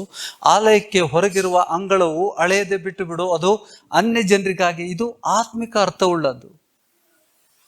ಈ ಲೋಕದಲ್ಲಿ ನಡೆಯುವಂಥ ಸಭೆಗಳ ವಿಷಯದಲ್ಲಿ ದೇವರು ತೋರಿಸ್ತಾ ಇದ್ದಾನೆ. ಎಲ್ಲ ಸಭೆಗಳಲ್ಲಿ, ಕ್ರಿಸ್ತನ ಸಭೆಗಳಲ್ಲಿ ದೇವರಾತ್ಮನ ಹೊಂದ್ಕೊಂಡಂಥ ಜನರು ಆತ್ಮಿಕವಾಗಿ ಇಲ್ಲಿರ್ತಾರೆ. ಅರಿಗೆಟಿ ಆತ್ಮಿಕವಾಗಿ, ಇದಕ್ಕೆ ಆತ್ಮಿಕ ಅರ್ಥ ಇದೆ. ಹೊರಗಡೆ ಇರೋರು ಅನ್ಯ ಜನರು ಅಂತಾನೆ. ಆಲಯದ ಹೊರಗಡೆ ಇದ್ದವರು ಅವರು ಕ್ರೈಸ್ತರ ಹೆಸರಿಗೆ, ಆದರೆ ಇಲ್ಲಿದ್ದವರು ರಕ್ಷಣೆ ಹೊಂದವರು. ಆಮೇಲೆ ದೇವರು ರಕ್ಷಣೆ ಹೊಂದಂತ ಜನರು ಕಡಿಮೆ ಅಂತ ಹೇಳಿದಾನೆ. ಮಾರ್ಗ ಇಕ್ಕಟ್ಟು ಬಿಕ್ಕಟ್ಟು ಕೇವಲ ಸ್ವಲ್ಪ ಜನ ಅದನ್ನು ಕಂಡುಕೊಳ್ತಾರಂತಾನೆ. इसके लिए जो आलय बाहर का जो है पहला भाग में जो वहां पे है, वहां के जो लोग उनकी तारण होगी आगे पढ़ते हैं हम लोग. ಆಲಯದ ಹೊರಗಿರುವ ಅಂಗಳವನ್ನು ಹಳೆಯದೇ ಬಿಟ್ಟು ಬಿಡು, ಅದು ಅನ್ಯ ಜನರಿಗಾಗಿ ಬಿಟ್ಟಿದೆ. ಅವರು ಪರಿಶುದ್ಧ ಪಟ್ಟಣವನ್ನು 42 ತಿಂಗಳು ತುಳಿದಾಡೋರು. ಆಮೇಲೆ ದೇವ ಜನರನ್ನ ಹಿಂಸೆ ಮಾಡುವಂತ ಸಮಯ ಎಷ್ಟು? 1 ಸಮಯ, 2 ಸಮಯ, ಅರ್ಧ ಸಮಯ. ಯಾರು ಹಿಂಸೆ ಮಾಡ್ತಾರೆ ನಿಮ್ಗೆ? ಹಿಂಸಾ करने वाले कौन है? तो हिंसा कहां से आती है? अंत समय पे हिंसा कहां से, किससे होगा हमको? ಒಳಗಡೆ ವೈರಿ ಕ್ರೈಸ್ತರೆನಿಸಿಕೊಳ್ಳೋರು ಕ್ರಿಸ್ತ ವಿರೋಧಿ ಮುದ್ರೆ ಹಾಕ್ತಾನೆ. ಹೌದಾ? ಹಣೆ ಮೇಲಾಗಲಿ ಕೈ ಮೇಲಾಗಿ ಬಲ ಮೇಲಾಗಿ ಮುದ್ರೆ ಹಾಕೋನು ಯಾರು? ಕ್ರಿಸ್ತ ವಿರೋಧಿ. ಕ್ರಿಸ್ತ ವಿರೋಧಿ ಜನ ಎಲ್ಲಿರ್ತಾರೆ? They are outside. ಅವ್ರನ್ನ ಲೆಕ್ಕಿಸ್ಬೇಡ ಅಂತಾನೆ. ಅವರು ಅನ್ಯ ಜನರು ಅಂತ ಹೇಳ್ತಾನೆ ದೇವ್ರವ್ರನ್ನ. ಯಾಕೆ ಆಲಯದ ಹೊರಾಂಗಣದಲ್ಲಿ ಅವ್ರನ್ನ ಇಟ್ಟಿದ್ದಾನೆ? परमेश्वर के लोगों को हिंसा ने, ये सब इनकी बात नहीं कह रहा है प्रभु, अन्य लोगों की बात नहीं कह रहा है. अन्य लोगों के माफिक जो जी रहे हैं, ಆಲಯದ ಹೊರಾಂಗಣ ಅದು ಈ ಆಲಯಕ್ಕೆ ಸಂಬಂಧಪಟ್ಟಿದೆ. ಮೋಶೆಗೆ ದೇವರು ಕೊಟ್ಟಂತ, ನೀವು ಆಲಯದಲ್ಲಿ ನೋಡ್ರಿ, ಹೊರಾಂಗಣ ಇದೆ. ಅದಕ್ಕೆ ಟ್ಯಾಬರ್ನೇಕಲ್ ಆಫ್ ಮೋಸಸ್ ಅಂತ ನೀವು ಹೊಡೆದ್ರೆ ಇಂಟರ್ನೆಟ್ ಅಲ್ಲಿ ನಿಮ್ಗೆ ಸಿಗ್ತದ. ಅಪ್ ಸಮಜ್ರೆ? ಅದರ ಹೊರಗಡೆ ಏನು ಅಂಗಳ ಇದೆ, ಅಲ್ಲಿ ಅನ್ಯ ಜನರಿಗೆ ಕೊಡಲ್ಪಟ್ಟಿದೆ. ಅವರು ನಿಮಗೆ 42 ತಿಂಗಳು ನಿಮ್ಮನ್ನು ಹಿಂಸೆ ಪಡಿಸ್ತಾರೆ. ದೇವರು ಅದಕ್ಕೆ ಆ ಸೇಫ್ ಸ್ಥಳ ಇಟ್ಟಿದ್ದಾನೆ. ಪರಾತ್ಪರನಾದ ರೆಕ್ಕೆಡೆಯಲ್ಲಿ ಆಶ್ರಿತನಾಗೋನು ಸುರಕ್ಷಿತವಾಗಿರೋನು. ಹೌದಾ? ವಚನ ಓದಿದ್ದೇವ? ಅದು ಅನ್ಯ ಜನರಿಗೆ ಬಿಟ್ಟಿದೆ. ಅವರು ಪರಿಶುದ್ಧ ಪಟ್ಟಣವನ್ನು 42 ತಿಂಗಳು ತುಳಿದಾಡೋರು. ಇದಲ್ಲದೆ ನನ್ನ 2 ಸಾಕ್ಷಿಗಳು ಗೋಣಿ ತಟ್ಟುಗಳನ್ನು ಹೊದ್ದುಕೊಂಡು 1260 ದಿನಗಳ ತನಕ, ಅಂದರೆ 42 ತಿಂಗಳು, 1260 ಡೇಸ್ ಅಂದರೆ 42 3.5 ಸಾಲ್ ಸಭಿ ಏಕಿ ಹೇ. ಅವರು 1260 ದಿನಗಳ ತನಕ ಪ್ರವಾದಿಸುವ ಹಾಗೆ ಮಾಡುವೆನು. ಭೂಲೋಕದ ಒಡೆಯನೆ ಮುಂದೆ ನಿಂತಿರುವ 2 ಎಣ್ಣೆ ಮರಗಳು, ಜಕಾರಿಯದಲ್ಲಿದೆಯಲ್ಲ ಇದು. ಭೂಲೋಕದ ಒಡೆಯನ ಮುಂದೆ ನಿಂತಿರುವ 2 ಎಣ್ಣೆಯ ಮರಗಳು, 2 ದೀಪಸ್ತಂಭಗಳು ಇವರೇ. ಇವರಿಗೆ ಯಾವನಾದರೂ ಕೇಡನ್ನುಂಟು ಮಾಡಬೇಕೆಂದಿದ್ರೆ ಅವರ ಬಾಯೊಳಗಿಂದ ಬೆಂಕಿ ಹೊರಟು ಇವರ ಶತ್ರುಗಳನ್ನ ದಹಿಸಿ ಬಿಡುವುದು. ಇವರಿಗೆ ಯಾವನಾದರೂ ಕೇಡನ್ನು ಉಂಟು ಮಾಡಬೇಕೆಂದಿದ್ರೆ ಅವನಿಗೆ ಈ ರೀತಿಯಾಗಿ ಕೊಲೆಯಾಗಬೇಕು. ತಾವು ಪ್ರವಾದಿಸುವ ದಿನಗಳಲ್ಲಿ वो 2 प्रवादी लोग अंत्य समय में उठेंगे, परमेश्वर के प्रवादी है. ತಾವು ಪ್ರವಾದಿಸುವ ದಿನಗಳಲ್ಲಿ ಮಳೆ ಬೀಳದಂತೆ ಆಕಾಶವನ್ನು ಮುಚ್ಚುವ ಅಧಿಕಾರ ಇವರಿಗುಂಟು. ಆಕಾಶವನ್ನು ಮುಚ್ಚು ಅಂದರೆ ಮಳೆ ಬರದಂತೆ ಮಾಡಲಿಕ್ಕೆ ಅಧಿಕಾರ ಉಂಟು.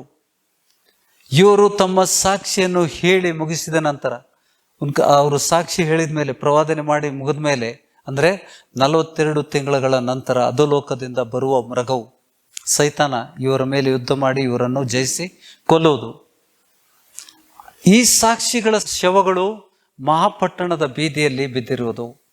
ಆ ಪಟ್ಟಣಕ್ಕೆ ಗೂಢಾರ್ಥವಾಗಿ ಸೋದೋಮ್ ಎಂತಲೂ ಐಗುಪ್ತ ಎಂತಲೂ ಹೆಸರುಗಳುಂಟು. ಇವರ ಒಡೆಯನು ಸಹ ಇಲ್ಲಿಗೆ ಸಿಲುಬೆಗೆ ಹಾಕಲ್ಪಟ್ಟನು. ಸಕಲ ಪ್ರಜೆ, ಕುಲ, ಭಾಷೆ, ಜನಾಂಗಗಳಿಗೆ ಸೇರಿದವರು ಈ ಸಾಕ್ಷಿಗಳ ಶವವನ್ನು 3.5 ದಿನಗಳವರೆಗೂ ನೋಡುತ್ತಾ ಇರುವರು. ಇವುಗಳನ್ನು ಸಮಾಧಿಯಲ್ಲಿ ಇಡಗೊಡಿಸುವುದಿಲ್ಲ. ವಿರೋಧ ಮಾಡ್ತಾರವರು, ಸಮಾಧಿ ಮಾಡಕ್ ಬಿಡುವುದಿಲ್ಲ. ಈ ಇಬ್ಬರು ಪ್ರವಾದಿಗಳು ಭೂನಿವಾಸಿಗಳನ್ನ ಪೀಡಿಸಿದ್ರಿಂದ ಇವರು ಸತ್ತದ್ದಕ್ಕೆ ಭೂನಿವಾಸಿಗಳು ಸಂತೋಷಿಸಿ ಸಂಭ್ರಮಗೊಂಡು ಒಬ್ಬರಿಗೊಬ್ಬರು ಉಡುಗೊರೆಯನ್ನು ಕಳಿಸುವರು. 3.5 ದಿನಗಳಾದ ಮೇಲೆ ದೇವರಿಂದ ಜೀವಾತ್ಮ ಬಂದು ಆ ಶವಗಳಲ್ಲಿ ಹೊಕ್ಕಲು ಅವು ಕಾಲೂರಿ ನಿಂತವು. ಫಿರ್ ಜಾನಾ ಜಾತಿ ಮುರ್ದೊಮ್ಮೆ ಅವರನ್ನು ನೋಡಿದವರಿಗೆ ಮಹಾಭಯವು ಹಿಡಿಯಿತು. ಆಮೇಲೆ ಅವರಿಗೆ ಇಲ್ಲಿ ಮೇಲಕ್ಕೆ ಬನ್ನಿರಿ ಎಂದು ಆಕಾಶದ ಮಹಾವಾಣಿಯು ಹೇಳಿತು. ಅದನ್ನು ಅವರು ಕೇಳಿ ಮೇಘ ವಿಮಾನದಲ್ಲಿ ಪರಲೋಕಕ್ಕೆ ಏರಿ ಹೋದರು. ಅವರ ಶತ್ರುಗಳು ಅವರನ್ನು ನೋಡುತ್ತಾ ಇದ್ದರು. ಅದೇ ಗಳಿಗೆಯಲ್ಲಿ ಮಹಾಭೂಕಂಪವ ಉಂಟಾಗಿ ಆ ಪಟ್ಟಣದ 10 ಅಂಶವು ಬಿದ್ದು ಹೋಯಿತು. ಆ ಭೂಕಂಪದಿಂದ 7,000 ಮಂದಿ ಸತ್ತು ಹೋದರು. ಉಳಿದವರು ಭಯಗ್ರಸ್ತರಾಗಿ ಪರಲೋಕ ದೇವರನ್ನ ಘನಪಡಿಸಿದರು. ಆಮೇನ್. ಈ ಪಟ್ಟಣ ಏನು? ಸೊದೋಮ್ ಗೊಮೋರ, ಗೂಢಾರ್ಥವುಳ್ಳ ಸೊದೋಮ್ ಗೊಮೋರ ಅಂತ ಹೇಳ್ತಾನೆ.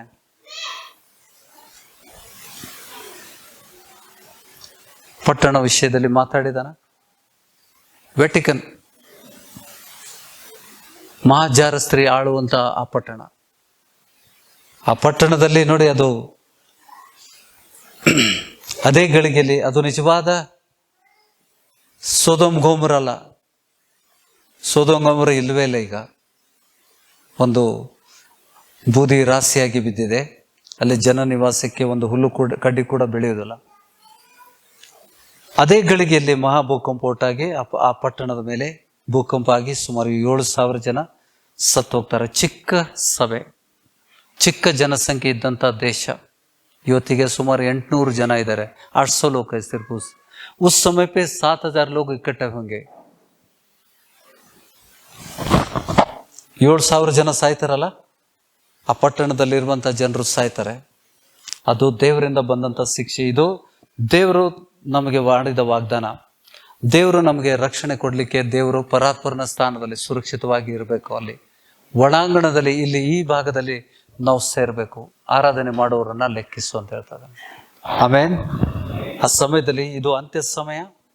ದೇವ್ ಜನರು ಈ ಎಲ್ಲ ವಾಗ್ದಾನಗಳು ನೋಡಿ, ಇದೆಲ್ಲ ವಚನದಲ್ಲಿ ಬರ್ದಿದೆ ಅಂದ್ರೆ ನಮಗೋಸ್ಕರ. ಯಾಕ್ರಿ ಬೋರಿಂಗು ಸಬ್ಜೆಕ್ಟ್ ಇವತ್ತು? ಬೋರಿಂಗ ಇವತ್ತಿಂದು ಗೂಢಾರ್ಥಗಳು. ಇದನ್ನ ಇಲ್ಲಿಗೆ ಬರೋದೇ ಇಲ್ಲ ಎಷ್ಟೋ ಜನ.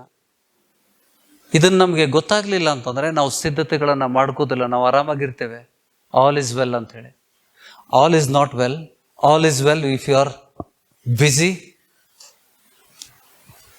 ದೇವ್ರ ವಾಕ್ಯದಲ್ಲಿ ನಾವು ನಿರತರಾಗಬೇಕು. ದೇವ್ರ ವಾಕ್ಯಗಳನ್ನ ಹುಡುಕಿ ಸತ್ಯ ಏನಂತ ತಿಳ್ಕೊಂಡು ಅದಕ್ಕೆ ಸಿದ್ಧರಾಗಿರ್ಬೇಕು. ಗ್ರಹಿಸ್ತಾ ಇದ್ದೀರಾ? ನಾವೆಲ್ಲರೂ ಇವತ್ತಿನ ದಿವಸ ಎದ್ದು ನಿಂತು ದೇವರು ಈ ವಚನಕ್ಕೆ ಮುದ್ರೆ ಹಾಕುವಂತೆ ಆತನನ್ನ ಬೇಡ್ಕೊಳ್ಳುವ. ನಾನೊಂದು ವಾಗ್ದಾನ ಮಾಡಿದ್ದೆ, ಸೈತಾನ ಸಭೆಗೆ ಬಯಲಾಗ್ತಾನೆ. ಯೇಸು ಸ್ವಾಮಿ ಹೇಳಿದಂಥ ವಚನಗಳನ್ನ ಕೊಡ್ತೇನೆ. ಯೇಸು ಸ್ವಾಮಿ ಪೇತ್ರನಿಗೆ ನುಡಿದಂಥ 22ನೇ ಲೂಕನ ಸುವಾರ್ತೆ 22:31 ವಚನ. Simon, Simon, behold, Satan demanded to have you. Satan demanded. Translation ತಪ್ಪಾಗಿದೆ. ಬೇಡ್ಕೊಂಡಿದ್ದ. ದೇವರಿಗೆ ಕಮಾಂಡ್ ಮಾಡ್ಲಿಕ್ಕೆ ಆಗುದಿಲ್ಲ, ಡಿಮಾಂಡ್ ಮಾಡ್ಲಿಕ್ಕೂ ಆಗುದಿಲ್ಲ. ಬೇಡ್ತಾ ಇದ್ದ. ಹೌದಾ? ಪೇತ್ರನಿಗೆ ಹೇಳ್ತಾ ಇದ್ದಾನೆ, ಸೀಮೋನನೇ, ಸೀಮೋನನೇ, ನೋಡು, ಸೈತಾನನು ನಿಮ್ಮನ್ನು ಗೋಧಿಯಂತೆ ಒನೆಯಬೇಕೆಂದು ಅಪ್ಪಣೆ ಕೇಳಿಕೊಂಡನು. ಆದರೆ ನಿನ್ನ ನಂಬಿಕೆ ಕುಂದು ಹೋಗಬಾರದೆಂದು ನಾನು ನಿನ್ನ ವಿಷಯದಲ್ಲಿ ದೇವರಿಗೆ ವಿಜ್ಞಾಪನೆ ಮಾಡಿಕೊಂಡೆನು. ನೀನು ತಿರುಗಿಕೊಂಡ ಮೇಲೆ ನಿನ್ನ ಸಹೋದರನನ್ನು ದೃಢಪಡಿಸು ಎಂದು ಹೇಳಿದನು. ದೀಕ್ಷಾಸ್ನಾನ ಆಗಿತ್ತ ಪೇತ್ರಂದು? ಅಪೊಸ್ತಲರದು ದೀಕ್ಷಾಸ್ನಾನ ಆಗಿತ್ತ ಈ ಸಮಯದಲ್ಲಿ? ಆಗಿತ್ತೋ ಇಲ್ಲ? ನೀರಿನ ದೀಕ್ಷಾಸ್ನಾನ ಆಗಿತ್ತ? The water baptism. पवित्रात्मा ಬಂದಿರಲಿಲ್ಲ. But the apostles were baptised, पानी का बपतिस्मा हुआ था उनका. यहाँ पे ಪವಿತ್ರಾತ್ಮನ ಮುದ್ರೆ ಬಿದ್ದಿದೆ ಅವ್ರಿಗೆ. ದೀಕ್ಷಾ ಸ್ನಾನ ಹೊಂದಿದ್ರಿಂದ, ಪವಿತ್ರಾತ್ಮನ ಮುದ್ರೆ ಹಣೆ ಮೇಲೆ ಇದ್ದಿದ್ದರಿಂದ ಸೈತಾನ ಯೇಸು ಸ್ವಾಮಿಯಿಂದ ಅಪ್ಪಣೆ ಕೇಳ್ತಾ ಇದ್ದಾನೆ. ಯೇಸು ಸ್ವಾಮಿ ಅವನಿಗೆ ಹೇಳ್ತಾ ಇದ್ದಾನೆ, ಸೈತಾನ ನನ್ನಿಂದ ನಿನಗೆ ನಿಮ್ಗೆ ಕೊಡು ಅಂತ ಅಪ್ಪಣೆ ಕೇಳಿದ್ದ. ಎದಕ್ಕೆ? ಸಿಮೋನನೇ ನೋಡು, ಸೈತಾನನು ನಿಮ್ಮನ್ನು ಗೋಧಿಯಂತೆ ಒನೆಬೇಕೆಂದು ಅಪ್ಪಣೆ ಕೇಳಿಕೊಂಡನು. ಆದರೆ ನಿನ್ನ ನಂಬಿಕೆ ಕುಂದಿ ಹೋಗಬಾರದೆಂದು ನಾನು ನಿನ್ನ ವಿಷಯದಲ್ಲಿ ದೇವರಿಗೆ ವಿಜ್ಞಾಪನೆ ಮಾಡಿಕೊಂಡೆನು. मराठी में पढ़िएगा 31. शिमोना पहा, तुम्हास गव्हासारखे चाळावे म्हणून शैतानाने मागणी केली. काय करायला? गव्हासारखे चाळावे म्हणून. गव्हासारखे चाळावे म्हणून. ಚಾಳಾಯ್ಚೆ ಸ್ವಲ್ಪ ಹಗರು. ಇದು ಒನಕೆ ಇತ್ತಲ್ಲ, ಕುಟ್ಟುದು ಒನಕೆ ಇದ್ದಂದ್ರೆ ಕುಟ್ಟುದು. ಅದು ಹೌದಾ? जिस तरह से हम कांडन बोलते मराठी में कांडण्यासाठी. ओके, पडीगा.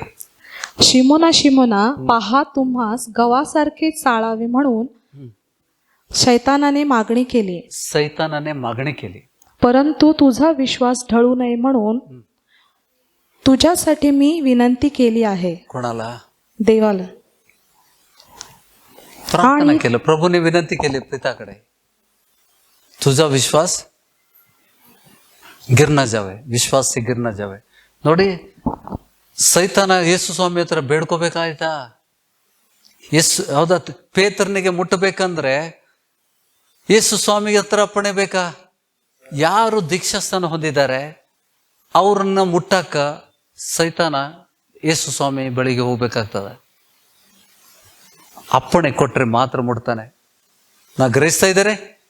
ಇವತ್ತು ನಾವು ಬೆಳಗ್ಗೆ ಮಾತಾಡಿದೆಲ್ಲ ಆ ವಿಷಯದಲ್ಲಿ ಹೇಳ್ತಾ ಇದ್ದಾನೆ. ಸೈತಾನ ಯಾವ ರೀತಿ ಅದನ್ನ ಸಭೆಗೆ ದೇವರು ತೋಡಿಸ್ಕೊಡ್ತಾನೆ.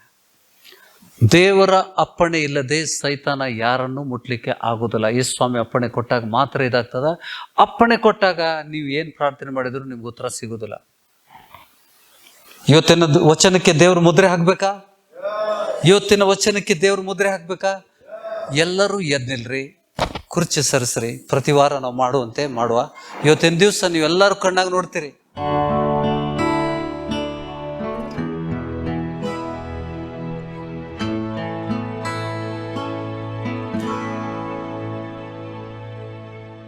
ಇಲ್ಲಿವರೆಗೆ ಆತನನ್ನು ಕಾದು ಕಾಪಾಡಿದ್ದಾನೆ. ಆತನನ್ನು ಪ್ರೀತಿಸ್ತಾ ಇದ್ದಾನೆ. ಆತನು ಒಂದು ಮೆಸೇಜ್ ಕಳಿಸಿದ ನನಗೆ. ಪ್ರಯಾಣದಲ್ಲಿದ್ದೆ, ನಾನು ಹುಬ್ಬಳ್ಳಿಯಲ್ಲಿದ್ದೆ. ಆ ಸಮಯದಲ್ಲಿ ನನಗೆ ಮೆಸೇಜ್ ಕಳಿಸಿ, ಅದು ಮೆಸೇಜ್ ಹೆಸರಿಲ್ಲ, ಅವ್ರ ನಂಬರ್ನ ಸೇವ್ ಮಾಡಿದ್ದಿಲ್ಲ. ಮೆಸೇಜ್ ನನಗೆ ಬಂದಿದ್ದು, ನನ್ನನ್ನು ಕರ್ಕೊಂಡು ಹೋಗಿ ಗುಣಪಡಿಸ್ತೀರಾ, ಪ್ರಾರ್ಥನೆ ಮಾಡಿ. ನೀವು ಅನೇಕ ರೋಗಿಗಳನ್ನು ನಿಮ್ಮಲ್ಲಿ ಇಟ್ಕೊಂಡು ಪ್ರಾರ್ಥನೆ ಮಾಡಿ ಅವ್ರನ್ನ ಗುಣಪಡಿಸ್ತೀರಾ ಅಂತ ಕೇಳಿದೆ. ಏನಾಗ್ತಾ ಇದೆ ಹೊಟ್ಟೆಯಲ್ಲಿ? ಎಲ್ಲ ನೋಡ್ತಾ ಇದ್ದೀರಾ? ಅವನ ಹೊಟ್ಟೆಯಲ್ಲಿ ಏನಾಗ್ತಾ ಇದೆ?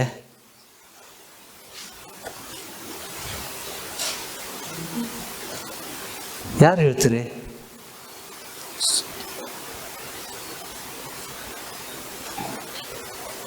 ಮೊದಲಾಗ್ತಿತ್ತಾ?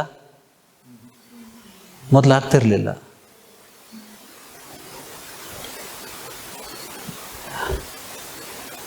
ಶರೀರದಲ್ಲಿ ಏನೋ ಚಲಿಸ್ತಾ ಇದೆ ಅಲ್ಲ? ಶರೀರದಲ್ಲಿ ಏನೋ ಚಲಿಸ್ತಾ ಇದೆ. ಏನು ಚಲಿಸ್ತಾ ಇದೆ? ಇವನಿಗೆ ಎಬ್ಬಿಸ್ಲಿಕ್ಕೆ ನಮ್ಮ ದೇವರಿಗೆ ಎಷ್ಟು ಸಮಯ ಬೇಕು? ಕ್ಷಣ ಮಾತ್ರ. ಲಾಜರ್ನೇ ಹೊರಗಡೆ ಬಾ ಅಂದ ತಕ್ಷಣ ಸತ್ತು ಸಮಾಧಿಯಿಂದ ಕೊಳತಂಥ ಶರೀರ ಅದಕ್ಕೆ ಜೀವ ಕೊಟ್ಟಂಥ ಯೇಸು ಸ್ವಾಮಿ ಮಗನನ್ನು ಎಬ್ಬಿಸ್ಲಿಕ್ಕೆ ಆತನಿಗೆ ಕ್ಷಣ ಮಾತ್ರ ಸಾಕು. ಏನದು ಒಳಗಡೆ ಇರುವಂಥದ್ದೇನು? ಒಳಗಡೆ ಇರುವಂಥದ್ದೇನು?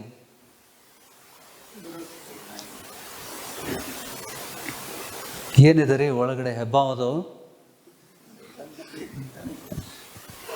ಮೂವ್ ಆಗ್ತಾ ಇದೆಲ್ಲ, ಎಲ್ಲರೂ ನೋಡ್ತಾ ಇದ್ದೀರಾ, ಕಲಿತಾ ಇದ್ದೇವೆ ನಾವು. We are learning. ಯಾಕಂದ್ರೆ ಸುಮ್ಮನೆ ಕಲ್ಪನೆ ಮಾಡಿಕೊಂಡು ಮನೆಗೆ ಹೋಗ್ಬಾರ್ದು. ಸಭೆಗೆ ಬಂದಿದ್ವಿ ಅಂತಂದರೆ ಏನಾದರೂ ಕಲಿಬೇಕು.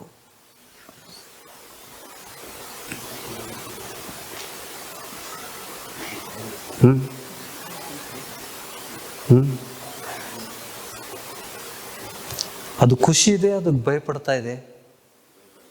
ಒಳಗಿರೋದು ಖುಷಿ ಪಡ್ತಾ ಇದೆ, ಭಯಪಡ್ತಾ ಇದೆ.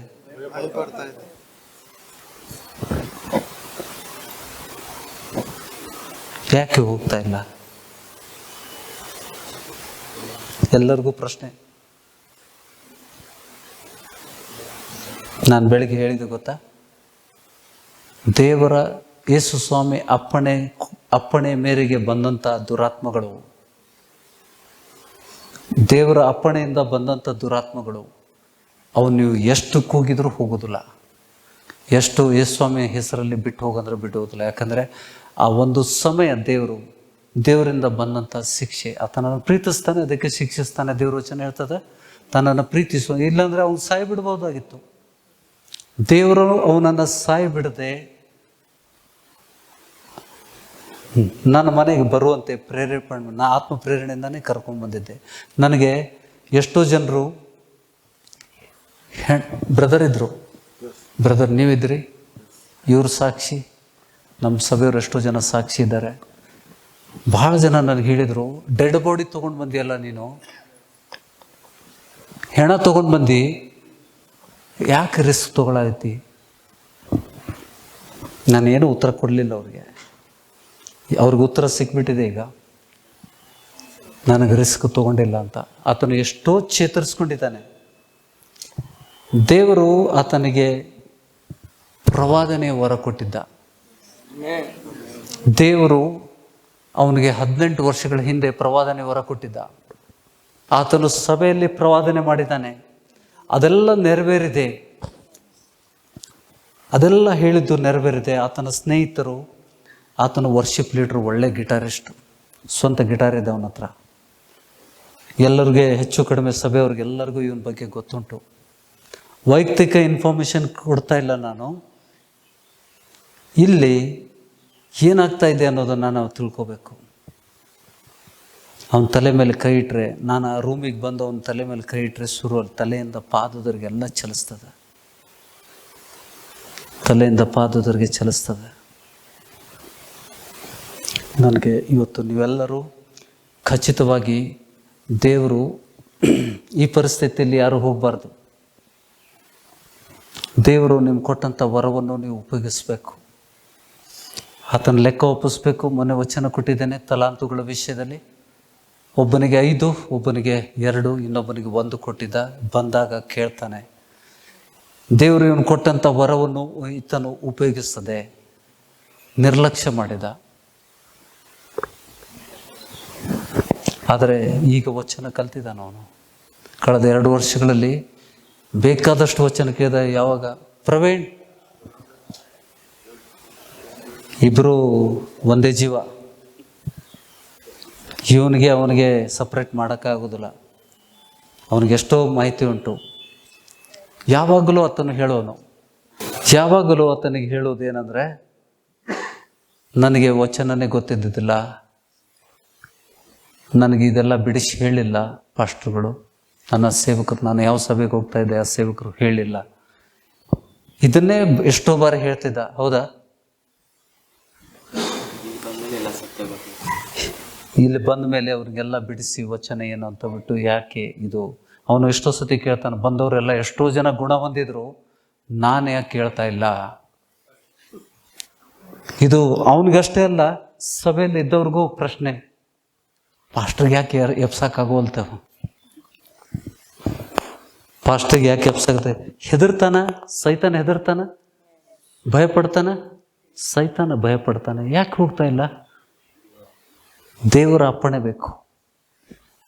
परमेश्वर की आज्ञा के लेकर जब ये शैतान आता है तो परमेश्वर का समय पर जाता है, नहीं तो नहीं. ಅವಾಗ ಏನು ಪ್ರಾರ್ಥನೆ ಮಾಡಿದ್ರು ಆ ಸಮಯ ಬರೋವರೆಗೆ ಅವನಿಗೆ ಏನು ಮಾಡೋಕ್ಕಾಗೋದಿಲ್ಲ. ಅವು ಏನು ಮಾಡ್ತಾ ಇಲ್ಲ.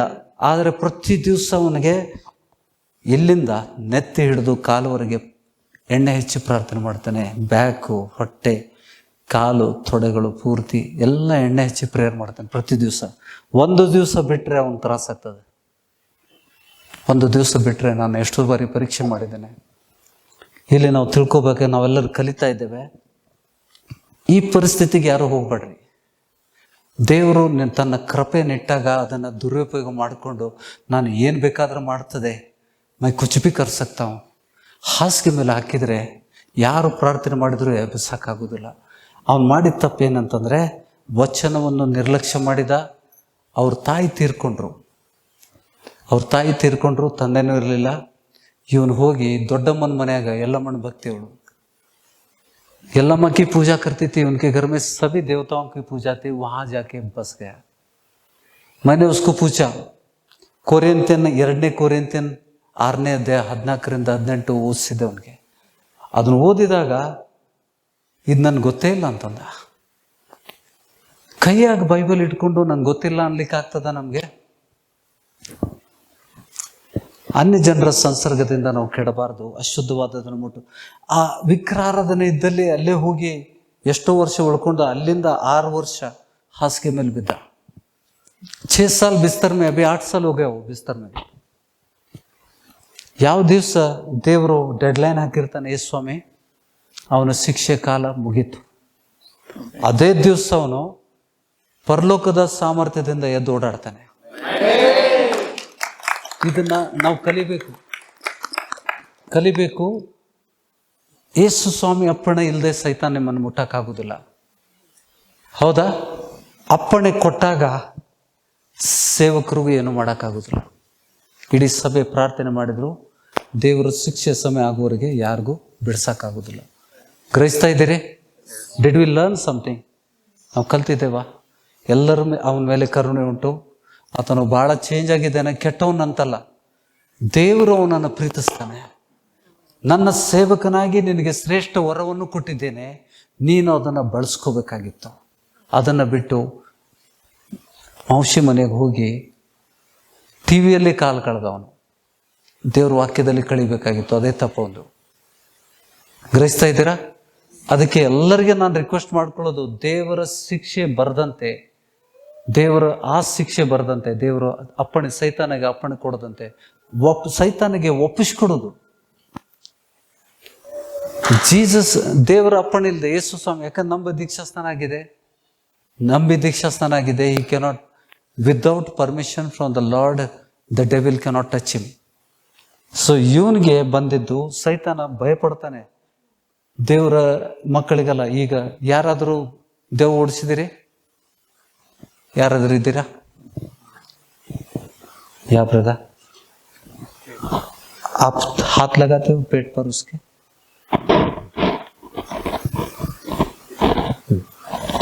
रेगुलरली भगाते हैं आप? हाथ नजदीक करो, ज्यादा प्रेस मत करो, जस्ट हाथ लगाओ, दूर ही रहो.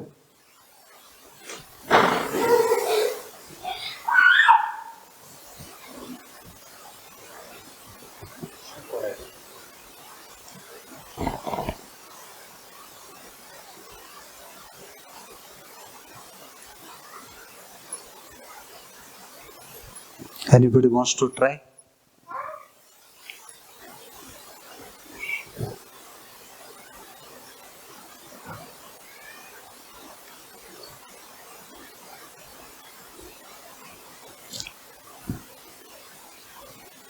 Good, bro. Thank you. ಮತ್ತೆ ಯಾರು ಟ್ರೈ ಮಾಡ್ತೀರಾ?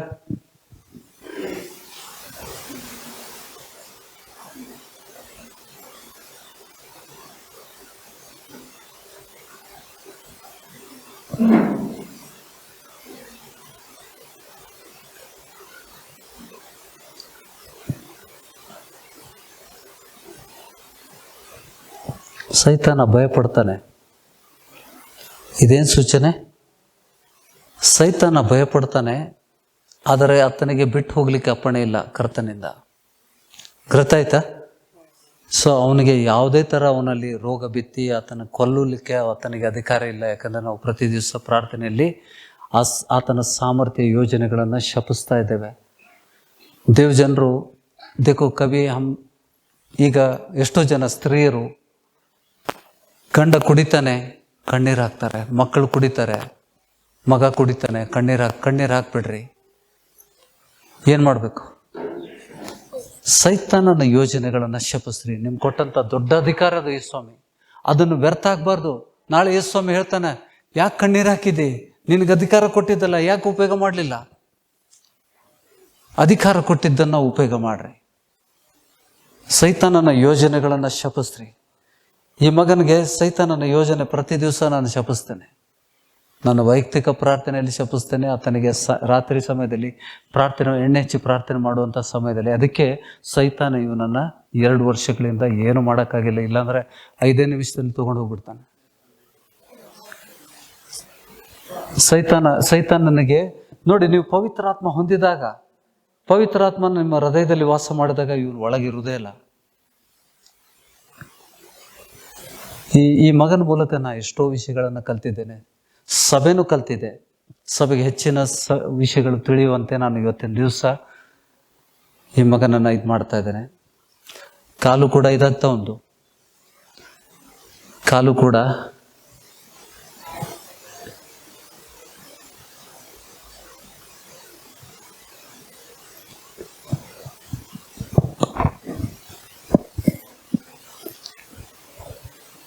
ಸೈತಾನ ವಾಸ ಮಾಡುವಂಥ ಸ್ಥಳಗಳನ್ನು ತೋರಿಸ್ತಾ ಇದ್ದೇನೆ ನಿಮಗೆ. ಬೆನ್ನು ಮೂಳೆಯಲ್ಲಿ ವಾಸ ಮಾಡ್ತಾನೆ. ಬೆನ್ನು ಮೂಳೆಗಳಲ್ಲಿ, ಹೊಟ್ಟೆಯಲ್ಲಿ. ಅದಕ್ಕೆ ದೇವಜನರು ಹೊಟ್ಟೆ ನೋವು, ಬೆನ್ನು ಅಂದ್ಕೊಂಡು ಮೈಮೇಲೆ ತಕ್ಕೋಬೇಡ್ರಿ. ಪ್ರಾರ್ಥನೆಯಿಂದ ಹೋಗ್ತದ.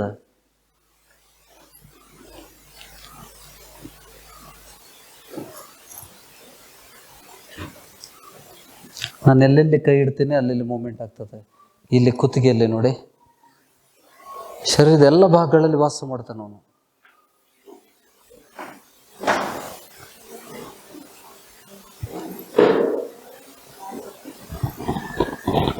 ಆಹಾರ ಊಟ ಮಾಡ್ಬೇಕಾದ್ರೆ ಕುತ್ತಿಗೆ ಸಿಗ್ತದೆ. ಇಲ್ಲಿ ಒತ್ತಿದ್ರೆ ನಿಮ್ ಬೆರಳು ಹಚ್ಚಿ ಗೊತ್ತಾಗ್ತದಲ್ಲ ಮುಟ್ಟದಾಗೆ. ಹಂಗೆ ಊಟ ಮಾಡಿಸ್ಬೇಕಾರೆ ಒಳಗೆ ಹೋಗ್ತದೆ. ಇದು ಊಟ ಮಾಡಕ್ಕೆ ಕೊಡುದಿಲ್ಲ ಅವನಿಗೆ. ಮತ್ತೆ ಕೈ ಇಟ್ಟು ಪ್ರಾರ್ಥನೆ ಮಾಡಿದಾಗ ಊಟ ಮಾಡ್ತಾನೆ ಅವನು. ಇದೆಲ್ಲ ಸೈತಾನ ಮಾಡುವಂಥ ವಿಷಯಗಳು. ಎಲ್ಲ ಮನುಷ್ಯರಿಗೆ ಮಾಡ್ತದೆ. ಅದಕ್ಕೆ ನಾವು ನಂಬಿ ದೀಕ್ಷಾಸ್ನಾನ ಹೊಂದ್ಮೇಲೆ ಯೇಸುಸ್ವಾಮಿ ಅಪ್ಪಣೆ ಇಲ್ಲದೆ ಮುಟ್ಟುವುದಿಲ್ಲ. ಅದಕ್ಕೆ ಎಲ್ಲರೂ ದೀಕ್ಷಾಸ್ನಾನ ಮಾಡ್ಕೊಳ್ಳಿ ಅಂತ ಎಲ್ಲರಿಗೂ ಕೇಳ್ಕೊತಾ ಇದ್ದಾನೆ. ಈ ಸಭೆಯಲ್ಲಿ ನಾವು ತಡ ಮಾಡೋದೇ ಇಲ್ಲ. ಬಂದ ತಕ್ಷಣ ದೀಕ್ಷಾಸ್ನಾನ ಮಾಡಿಸ್ಬಿಡ್ತೇವೆ. ಎಲ್ಲ ಸಭೆಗಳಲ್ಲಿ ಮಾಡೋದಿಲ್ಲ. ಯಾಕಂದ್ರೆ ಆ ಜ್ಞಾನ ಅವರಲ್ಲಿ ಇಲ್ಲ. ನೋಡಿ,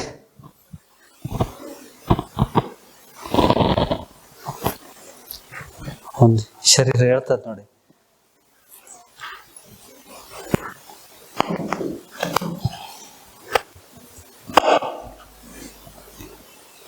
ಈ ರೀತಿ ಅವನಿಗೆ ಶಕ್ತಿ ಉಂಟಾ? ಈ ರೀತಿ ಮೂಮೆಂಟ್ ಮಾಡಲಿಕ್ಕೆ,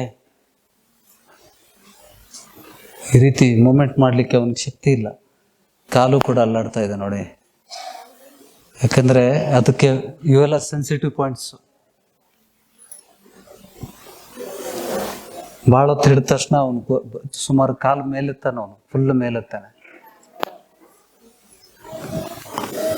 ಆದರೆ ಸೈತಾನಿಗೆ ಈ ಶರೀರ ಬಿಟ್ಟು ಹೋಗಕ್ಕೆ ಅಪ್ಪಣೆ ಇಲ್ಲ. ಯೇಸುಸ್ವಾಮಿ ಅಪ್ಪಣೆ ಕೊಟ್ಟಾಗ ಅದೊಂದು ಆ ದಿವಸ, ಯಾವ ದಿವಸ ದೇವರು ಆ ಟೈಮ್ ಇಟ್ಟಿದ್ದಾನೆ, ಆ ಒಂದು ಪರೀಕ್ಷೆ ಮುಗಿತದ. ಪ್ರತಿಯೊಬ್ಬರನ್ನ ದೇವರು ಪರೀಕ್ಷಿಸ್ತಾನೆ.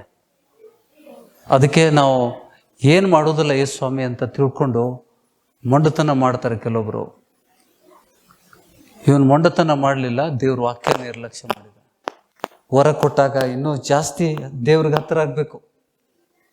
ವರಗಳು ಪ್ರಕಟ ಆದಾಗ ನಾವು ದೇವರಿಗೆ ಇನ್ನೂ ಹತ್ತಿರ ಆಗಬೇಕು, ವಚನಕ್ಕೆ ಹತ್ತಿರ ಬರಬೇಕು. ಅದನ್ನು ಬಿಟ್ಟು ಲೋಕದ ವಿಷಯದಲ್ಲಿ ಈ ತಪ್ಪುಗಳು ಯಾರು ಮಾಡಬಾರ್ದು ಅಂತ ಹೇಳಿದ್ದು ಹೌದಾ. ಅವನಿಗೆ ದಯವಿಟ್ಟು ಕ್ಷಮಿಸಬೇಕು. ದೇವ್ರು ನನಗೆ ಪ್ರೇರೇಪಣೆ ಮಾಡಿದ್ದೇನೆ, ತೋರಿಸಿದ್ದೇನೆ. ಇದು ನಾವು ಮೊದಲೇ ಪ್ಲ್ಯಾನ್ ಮಾಡಿದ್ದಲ್ಲ. ಅವನು ಬಯಲು ಮಾಡಬೇಕು, ಅವನಿಗೆ ಹಿಂಸೆ ಆಗ್ಬೇಕಂತ ಮಾಡಿದ್ದಲ್ಲ ಇದು. ಅವನ ಮೂಲಕ ನಾವು ಎಷ್ಟೋ ಕಲಿತೇವೆ. ಪ್ರಾರ್ಥನಾ ಕರೋ. ನಾವು ಸ್ತ್ರೀಯರಿಗೆ ಸ್ಪೆಷಲಾಗಿ ಹೇಳ್ತಾನೆ, ನಿಮ್ಮ ಮನೆಯಲ್ಲಿ ಪುರುಷರಾಗಲಿ ಸರಿ ವರ್ತನೆ ಇಲ್ಲ ಅಂತಂದರೆ ಈ ಸೈತಾನ ಅವ್ರನ್ನ ಬಳಸ್ಕೊತಾ ಇರ್ತಾನೆ, ಅವ್ರ ಯೋಜನೆಗಳನ್ನು ಶಪಿಸ್ಬೇಕು. ಅದ್ರ ಪರಿಣಾಮ ನಿಮ್ಗೆ 15 ದಿವಸದಲ್ಲೇ ಸಿಗ್ತದೆ. ಪ್ರತಿದಿನ ಬಿಡಬಾರ್ದು, ಎಡಬಿಡದ ಪ್ರಾರ್ಥನೆ. ಅವರನ್ನ ಸೈತಾನ ಬಳಸ್ದಂತೆ ನೀವು ಶಪಿಸ್ಬೇಕು. ಎಲ್ಲ ಕೆಟ್ಟತನಕ್ಕೆ ಯಾರ ಕಾರಣ? 1000 ವರ್ಷ ಬಂಧನದಲ್ಲಿದ್ದಾಗ, ಅಧೋಲೋಕದಲ್ಲಿದ್ದಾಗ ಭೂಲೋಕದಲ್ಲಿ ಯುದ್ಧ ಇಲ್ಲ. ಸೈತಾನ ಬಿಟ್ಟ ತಕ್ಷಣ ಯುದ್ಧ ಸ್ಟಾರ್ಟ್ ಆಯ್ತು. ಗ್ರಹಿಸ್ತಾ ಇದ್ದೀರಾ? ದೇವರು ಈ ಸಭೆಗೆ ಈ ಮಗನ ಮೂಲಕ ಕಲಿಸ್ತಾ ಇದ್ದಾನೆ. ಅದನ್ನು ತಿಳ್ಕೊಂಡು ನಾವು ಗ್ರಹಿಸುವಂತೆ ದೇವರು ಒಂದು ಸಮಯ ಕೊಟ್ಟಿದ್ದಾನೆ. ಆ ದೇವರಿಗೆ ಸ್ತೋತ್ರ. ಕಲ್ತಿದ್ದೇವಾ?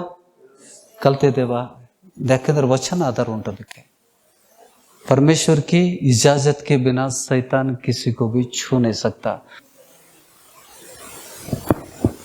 ಇನ್ನೊಂದು, ಕೆಲವೊಮ್ಮೆ ಕ್ಷಮೆ ಕೊಡೋದಿಲ್ಲ ನಾವು. ಏನು ಹೇಳ್ತಾನೆ ದೇವರು? ನೀನು ಕೊನೆ ಕಾಸಾದರೂ ತೀರಿಸುವವರಿಗೆ ಅಲ್ಲಿಂದ ಹೊರಗೆ ಬರುವುದಿಲ್ಲ. That is also. ಅದನ್ನೆಲ್ಲ ನಾವು ಮಾಡಿ ನೋಡಿದ್ದೇವೆ. ನನಗೆ ಎಷ್ಟು ದೇವ್ರ ಧ್ಯಾನ ಕೊಟ್ಟಿದ್ದಾನೆ ಅದನ್ನೆಲ್ಲ ಬಳಸಿ ಅವ್ರಿಗೆ ಎಬ್ಬಿಸ್ಬೇಕಂತ ನಾವು ಪ್ರಯತ್ನ ಮಾಡ್ತಾನೆ ಇದ್ದೇವೆ. ಆದರೆ ದೇವರ ಸಮಯ ಉಂಟು. ಆ ಸಮಯ ಆದಮೇಲೆ ಅವನು ದೇವರ ಶಕ್ತಿಯಿಂದ ಎದ್ದೋಡಾಡ್ತಾನೆ. ಎಲ್ಲರೂ ಪ್ರಾರ್ಥಿಸ್ರಿ. ಯಾಕೆಂದರೆ ಸಭೆ ಅಗ್ರಹದ ಪ್ರಾರ್ಥನೆಯನ್ನ ದೇವರು ಉತ್ತರ ಕೊಡ್ತಾನೆ. ಆಮೇಲೆ ಯಾವ ರೀತಿ ಪೇತ್ರನಿಗೆ ದೇವದೂತರನ್ನ ಕಳಿಸಿ ಬಿಡುಗಡೆ ಮಾಡಿದ ಸೆರೆಮನೆಯಿಂದ, ಅದೇ ರೀತಿಯ ಈ ಬಂಧನದಿಂದ. ಯಾಕಂದ್ರೆ ಅವನು ಹೇಳಬೇಕು, ಸಭೆಗೆ ಸಹಾಯಕ ಆಗಬೇಕು, ಸೇವೆ ಮಾಡಬೇಕು. ಅವನ ಮೂಲಕ ಸಭೆಗೆ ಲಾಭ ಆಗಬೇಕು, ಸಭೆ ಮೂಲಕ ಅವನಿಗೆ ಲಾಭ ಆಗಬೇಕು. ಆಮೇನ್. ಕಲ್ತಿದ್ದೇವಾ? ದೇವರಿಗೆ ಧನ್ಯವಾದಗಳನ್ನು ಸಲ್ಲಿಸುವ. ನಾವೆಲ್ಲರೂ ಕಣ್ಣು ಮುಚ್ಕೊಂಡು ಪ್ರಾರ್ಥಿಸುವ. ಸ್ವಾಮಿ, ಈ ವಾರದ ಮೊದಲನೇ ದಿವಸದಲ್ಲಿ ಏಕತ್ರವಾಗಿ ಒಂದು ಚಿಕ್ಕ ಹಿಂಡಾಗಿ ನಿನ್ನ ಪಾದ ಸಾನ್ನಿಧ್ಯದಲ್ಲಿ ನಾವೆಲ್ಲರೂ ಬಂದು ಸೇರುವಂತೆ ನಮ್ಮನ್ನು ಕಾದು ಕಾಪಾಡಿದ್ವಿ ಸ್ವಾಮಿ. ನಿನಗೆ ಧನ್ಯವಾದಗಳನ್ನು ಸಲ್ಲಿಸ್ತಾ ಇದ್ವಿ. ನಿನ್ನ ಶ್ರೇಷ್ಠ ವಚನಗಳಿಂದ ತೃಪ್ತಪಡಿಸಿದ್ದಿ ಸ್ವಾಮಿ. ಈ ಮಗನ ಮೂಲಕ ಅನೇಕ ವಿಷಯಗಳನ್ನು, ಸೈತಾನ ಯಾವ ರೀತಿ ಕಾರ್ಯ ಮಾಡ್ತಾನೆ ಅನ್ನುವಂಥ ವಿಷಯಗಳನ್ನು, ಮತ್ತು ನಿನ್ನ ಅಪ್ಪಣೆ ಇಲ್ಲದೆ ಸೈತಾನ ನಮ್ಮನ್ನು ಮುಟ್ಲಿಕ್ಕೆ ಸಾಧ್ಯ ಇಲ್ಲ. ಅದನ್ನು ಆ ವಚನಗಳನ್ನು ದುರುಪಯೋಗ ಮಾಡಿಕೊಂಡು ಶಾಶ್ವತವಾಗಿ ದೇವರಿಂದ ಶಿಕ್ಷೆ ಬಹಳ ಸಮಯದವರೆಗೆ ಹಾಸಿಗೆ ಮೇಲೆ ಬೀಳುವಂಥ ದುಃಖದಾಯಕ ಸಂಗತಿ. ಆತನಿಗೆ ಬೇಗ ಎದ್ದೇಳಬೇಕಂತ ಆಸೆ ಇದೆ, ಅಸಹ್ಯ ಆಗ್ತಾ ಇದೆ. ನಾನು ಸೇವೆ ಮಾಡಬೇಕು, ನನ್ನ ಸೇವೆ ಮಾಡ್ತಾ ಇದ್ದಾರೆ, ನಾನು ಬೇರೆಯವ್ರ ಹತ್ರ ಸೇವೆ ಮಾಡಿಸ್ಕೋಬಾರ್ದು ಅನ್ನೋಂಥ ದುಃಖ ಆತನಲ್ಲಿದ್ದರೂ ಕೂಡ ಇದನ್ನೆಲ್ಲ ಸಭೆ ಜನರು ಕಲಿಯುವಂತೆ ತಂದೆ ಈ ಮಗನನ್ನು ಈ ಸಭೆಯಲ್ಲಿಟ್ಟಿದ್ದಿ ಸ್ವಾಮಿ.